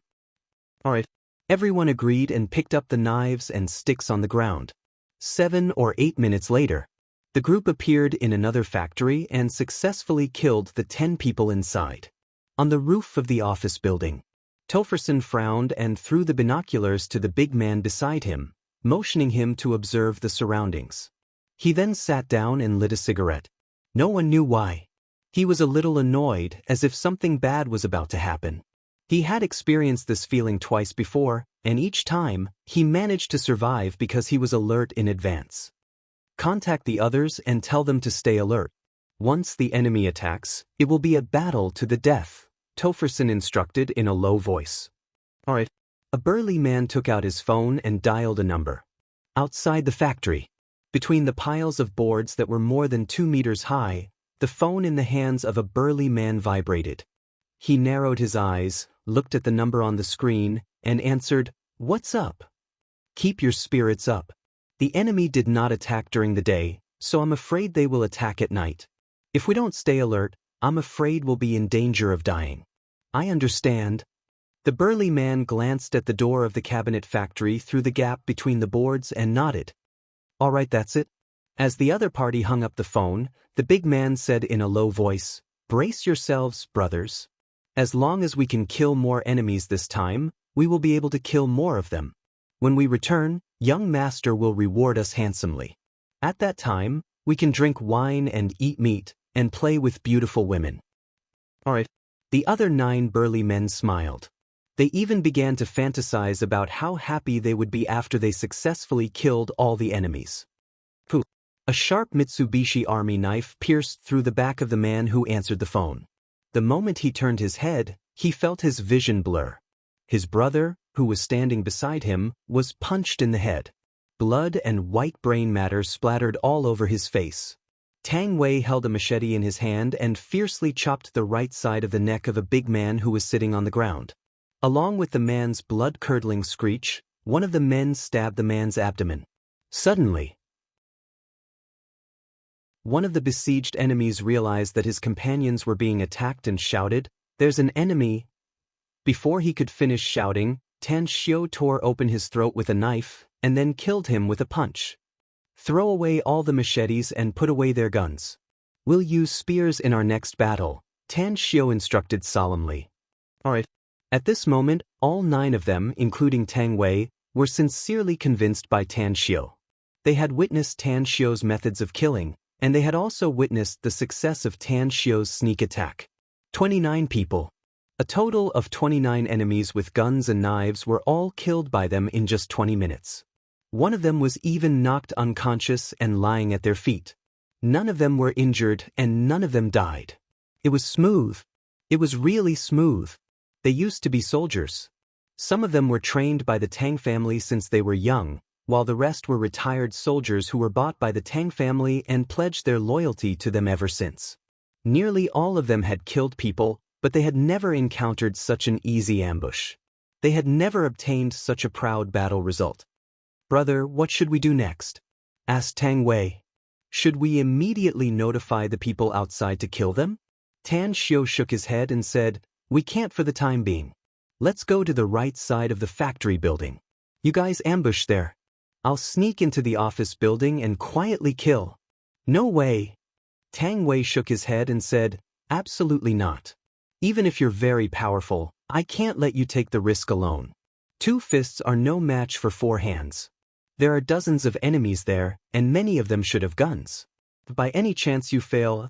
In short, since we're already here, I'll go wherever you go." Tan Xiu opened his mouth. Tang Wei waved his hand to interrupt him and said with a firm face, "Brother, I don't want my grandpa and grandpa to break my legs because of you. I don't want to feel guilty for the rest of my life. So you don't need to say anything." Tan Xiu let out a wry smile and shook his head helplessly. "Forget it. Then we'll quietly bypass." "No, damn it. The people in that office building should have found us." How did they find us? Asked Tang Wei quickly. Tan Xiu frowned and said, didn't someone make a phone call before we killed those people here? If my guess is correct, someone also called the people in the factory building on both sides. Unfortunately, nobody answered. So it's not difficult for them to infer that something has happened to the people in the factory building on both sides. Ring, ring, ring. Just as Tan Xiu finished speaking, a bell rang from the pocket of the first man killed by Tan Xiu. Tan Xiu and Tang Wei exchanged glances. Sure enough. Tang Wei forced a smile. Tan Xiu pondered for a moment and said, I'm afraid it's impossible for us to sneak attack the enemies in that office building. Let's retreat immediately and rendezvous with our men outside the cabinet factory's gate, then retreat as fast as we can. If the ambushers outside dare to block us, we'll kill our way out. Tang Wei nodded and said, we can kill so many of them. It's already worth it. But what about this guy? Tan Xiu looked at the fainted man. After a moment of silence, he said, it's useless to keep him alive. Just kill him. Alright. Tang Wei's saber rose and fell, directly killing the fainted man. Immediately after, everyone quickly left and flipped over the back courtyard wall to return to the car. How was it? Xue Jie, who had been waiting outside, quickly asked with concern upon seeing Tan Xiu and Tang Wei coming back. Tang Wei wiped the blood splashed on his face and grinned, Auntie Xue, with my brother leading us, how could we not do well? However, we didn't kill all of them. We only killed 30 of them and were discovered by the others. So we retreated. Xue Jie said in horror, you've been in there for less than half an hour, right? He actually killed 30 people from the other side? How did you do it? Tang Wei pointed at Tan Xiu and said with a smile, then you ask him. A sneak attack, said Tan Xiu. I've already scouted the area, so I'm very clear about the hidden enemies. That's why we work together. Without alerting the others, we killed the 3 groups of enemies that were in hiding. All right, let's leave this place immediately and meet up with the people at the front gate. All right. Xue Jie still had a shocked expression on her face as she nodded. After a while, Xue Jie dialed Li Xiaojie's number and told them to prepare for evacuation. When the 4 cars quickly arrived near the Earth Cabinet factory, Li Xiaojie saw the 4 cars and immediately ordered them to start driving without hesitation. Then they converged with the 4 cars. 8 cars. He left at an extremely fast speed. In the cabinet factory, Tofferson's complexion was malevolent, and his dense murderous intent made the dozens of big men around him somewhat apprehensive. He felt deeply humiliated because the subordinates he had planted here had been silently killed by the enemy without him noticing. Report. The people from the other 2 groups have also been killed. A burly man rushed over with a fearful look on his face. Bastard. Tofferson fiercely punched the board. Suddenly, he seemed to realize something. He immediately dialed a cell phone number and shouted in a deep voice, AI Murue, what's the situation outside? There's still no movement. The enemies are still in the cars. No, that's not right. There are 4 more cars coming. AI Murue's voice came out of the phone. Tofferson's complexion changed and he immediately said, don't stop them. Let them in if they try to enter the Earth Cabinet factory. You guys follow them. Let them leave if they want to leave. AI Murue questioned. That's not the plan. Tang Wei asked.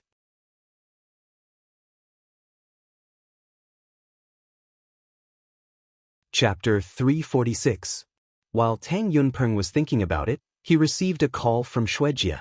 However, after listening to Xue Jie's report, his face was full of astonishment. Are you sure it's true? Did you really get rid of a group of Yao family's men? It's true, Xue Jie said. Tan Xiu personally investigated and personally led a team to kill 30 people and seized 6 pistols. We're now rushing back. We can return to Red Maple Villa complex in an hour at most.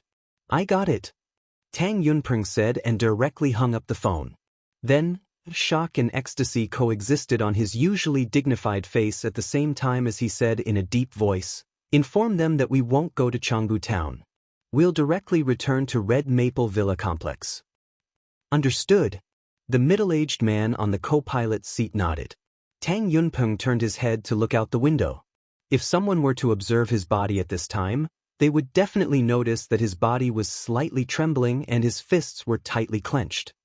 30. Our family was pressured by the Yao family step by step. Many of our men were attacked, but we only lost more than 20 people. Tan Xiao and the others killed 30 enemies in one attack. No, it's not 30. When we rescued the deputy director, we also killed 6 of them. In other words, although our own people were caught and the enemy tried their best to set up a trap.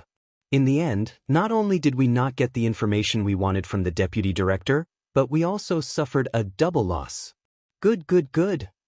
Tan Xiao. The Tang family's fortune. What a blessing! After a long while, Tang Yunpeng took a deep breath. He couldn't help but smile as he quickly took out his mobile phone. However, he didn't immediately make a call. After hesitating for a moment, he put away his mobile phone. I'll report to the old master after I thoroughly understand the matter. New Era Group in Guangyang. Yao Xinhua was lazily sitting on the soft sofa, quietly reading a stack of documents. This document was about the distribution of the Tang family's forces in Guangyang and Fukang. Now, the Bai family's patriarch, Bai Yang, who was attached to the Tang family in Guangyang province, had been set up by him and temporarily arrested.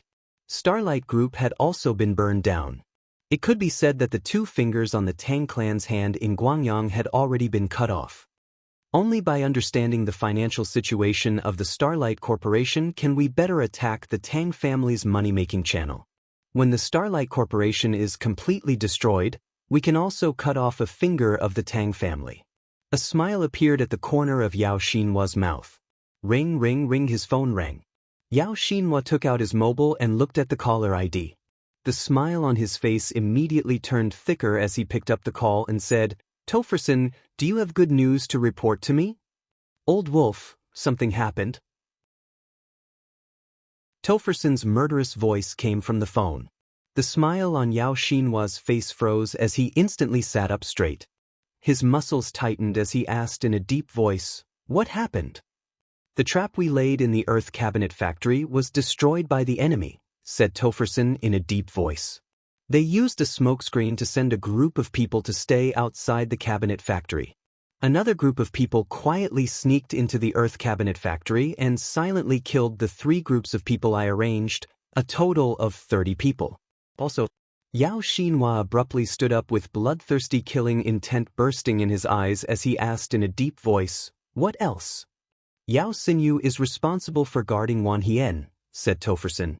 I just contacted him, but no one answered his phone. I'm afraid that something bad has happened over there. Damn! Yao Xinhua angrily shouted. After hanging up the phone, he immediately dialed Yao Xinyu's number, but no one answered. When he dialed the number of another member of the Yao family, no one picked up either. After a long while, with an angry face, Yao Xinhua dialed Topherson's number and said in a deep voice, Immediately take some people to the extreme skating rink to see the situation there. I've already sent some people there. We should have news soon, said Topherson. Yao Xinhua punched the table and said in a deep voice, Since the Earth Cabinet factory has failed, you have to hurry up and evacuate with your people to avoid any unforeseen events. I'll be waiting for you in Guan City. An hour later. Guan City, Red Maple Villa Complex. Tang Yunpeng, who had long returned, stood outside the villa's courtyard like a javelin. 4 strong men around him coldly looked around. They're coming, a middle-aged man beside him said in a low voice. At this moment, Tang Yunpeng also saw 8 cars coming from the direction of the villa complex's entrance. After the 8 cars stopped in front of him, the doors opened one after another. Big brother Yunpeng. With a smile, Xue Jie was the first to come to Tang Yunpeng. First uncle. Tang Wei and Tan Xiu also got off the car and called out. A bright smile appeared on Tang Yunpeng's face as he said, Xue Jie, you did a good job this time. After that, he looked at Tang Wei and Tan Xiu, slowly nodded and said with a smile, Brothers of one mind can cut through metal.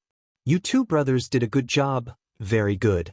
Tan Xiu, I already knew that you were very powerful, but I didn't expect you to be more powerful than I imagined. It's nothing. It's just a trivial matter. Tan Xiao lightly smiled. Tang Yunpeng couldn't help laughing and said, Great spirit.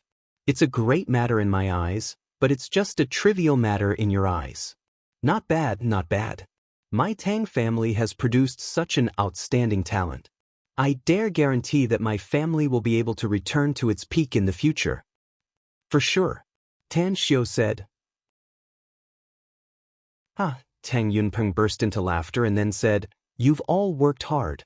I've already ordered people to prepare the food and wine. We're just waiting for your return. Come, let's go inside and talk. As the group entered the villa's courtyard, the bodyguards took the initiative to stay. Tang Yunpeng then led Xue Jie, Tan Xiao, and Tang Wei to a side hall on the second floor of the villa. Xue Jie, tell me the details about the operation. Tang Yunpeng impatiently asked after everyone took a seat. As a matter of fact, Tan Xiao is the commander of this operation. He's also the one responsible for gathering intelligence and leading the operation, said Xue Jie with a smile. Let him talk about it. Tang Yunpeng looked at Tan Xiao. I asked someone to investigate that the deputy supervisor of the Starlight Group's finance department was secretly detained in the extreme skating rink in Changbu Town, said Tan Xiao. Therefore, we first rescued the deputy supervisor and then rushed to the Earth Cabinet factory. After finding out the situation inside, we jumped over the wall from the back and killed some of the enemies lying in ambush inside. We could have eliminated all the enemies in the Earth Cabinet factory, but an accident happened and we were detected by the remaining people. Therefore, we decisively gave up. We gathered the others and directly evacuated. That's it? Tang Yunpeng was surprised. That's it. Tan Xiao nodded. Tang Yunpeng nodded heavily. Although Tan Xiao said it lightly, he could feel the danger contained in it.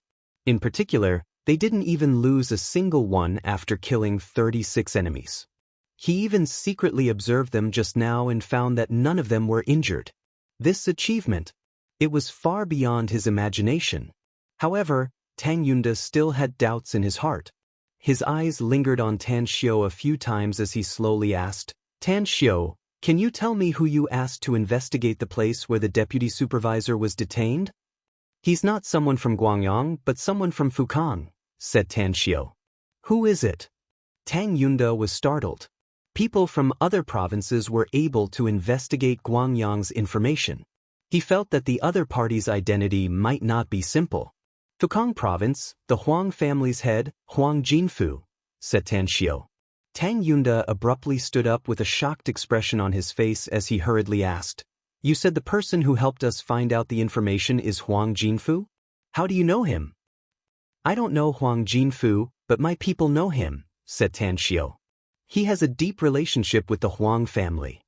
Tang Yunda's lips squirmed a few times as a deep shock rose inside his heart. The Huang family. It was one of the biggest families in Fukang Province. Although the Huang family's head, Huang Jinfu, was not involved in politics, but more than a dozen members of the Huang family were important political officials in Fukang Province. Among them, Huang Jinfu's younger brother, Huang Jinming, was the number 2 figure in Fukang Province. Tang Yunda suddenly realized the situation and asked in a deep voice, Tan Xiao, if our Tang family and the Yao family fight in Fukang Province, the Huang family will unconditionally stand on our side, said Tan Xiao. Tang Yunpeng was overjoyed and hurriedly asked, Are you really sure? Absolutely, said Tan Xiao. Although I'm not familiar with them, the Huang family owes my people a big favor. Even if they can't help us with all their family's power, they will still use a lot of manpower. Tang Yunpeng took a deep breath and suddenly said, So, if we ask Huang Jinfu to help us, will he refuse? I mean, Huang Jinfu has the ability to influence the political figures in Guangyang. First uncle, please elaborate, Tan Xiao said. Part of the reason why our Tang family can develop in Guangyang is because the Bai family in Guangyang is our Tang family's vassal family, said Tang Yunpeng with a nod. The Bai family's patriarch, Bai Yang, is a proud disciple of the old master. With the help of our Tang family, he has climbed to the 4th position in Guangdong. However, the Yao family started to move against us some time ago, and the first one they targeted was Bai Yang. Now, Bai Yang has been detained and is under investigation. I'm thinking if we ask Huang Jinfu for help, can we rescue Bai Yang? The Huang family has influence in Fukang province, but it shouldn't be possible in Guangdong, right? Tan Xiu frowned. You're wrong. Tang Yunpeng shook his head. As far as I know, Huang Jinfu and the #1 leader of Guangyang, Zhou Guangfeng, used to be classmates and good friends. Furthermore, the two of them have a deep relationship. Zhou Guangfeng married Huang Jinfu's cousin. Therefore, if Huang Jinfu personally comes forward, Zhou Guangfeng shouldn't refuse. Today, I present the 3rd chapter.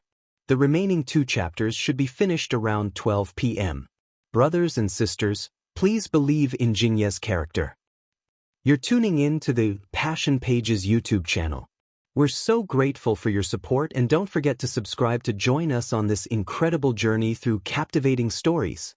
Your generosity through donations truly makes a world of difference, as it's the primary source of revenue that allows me to expand and enhance this channel for you.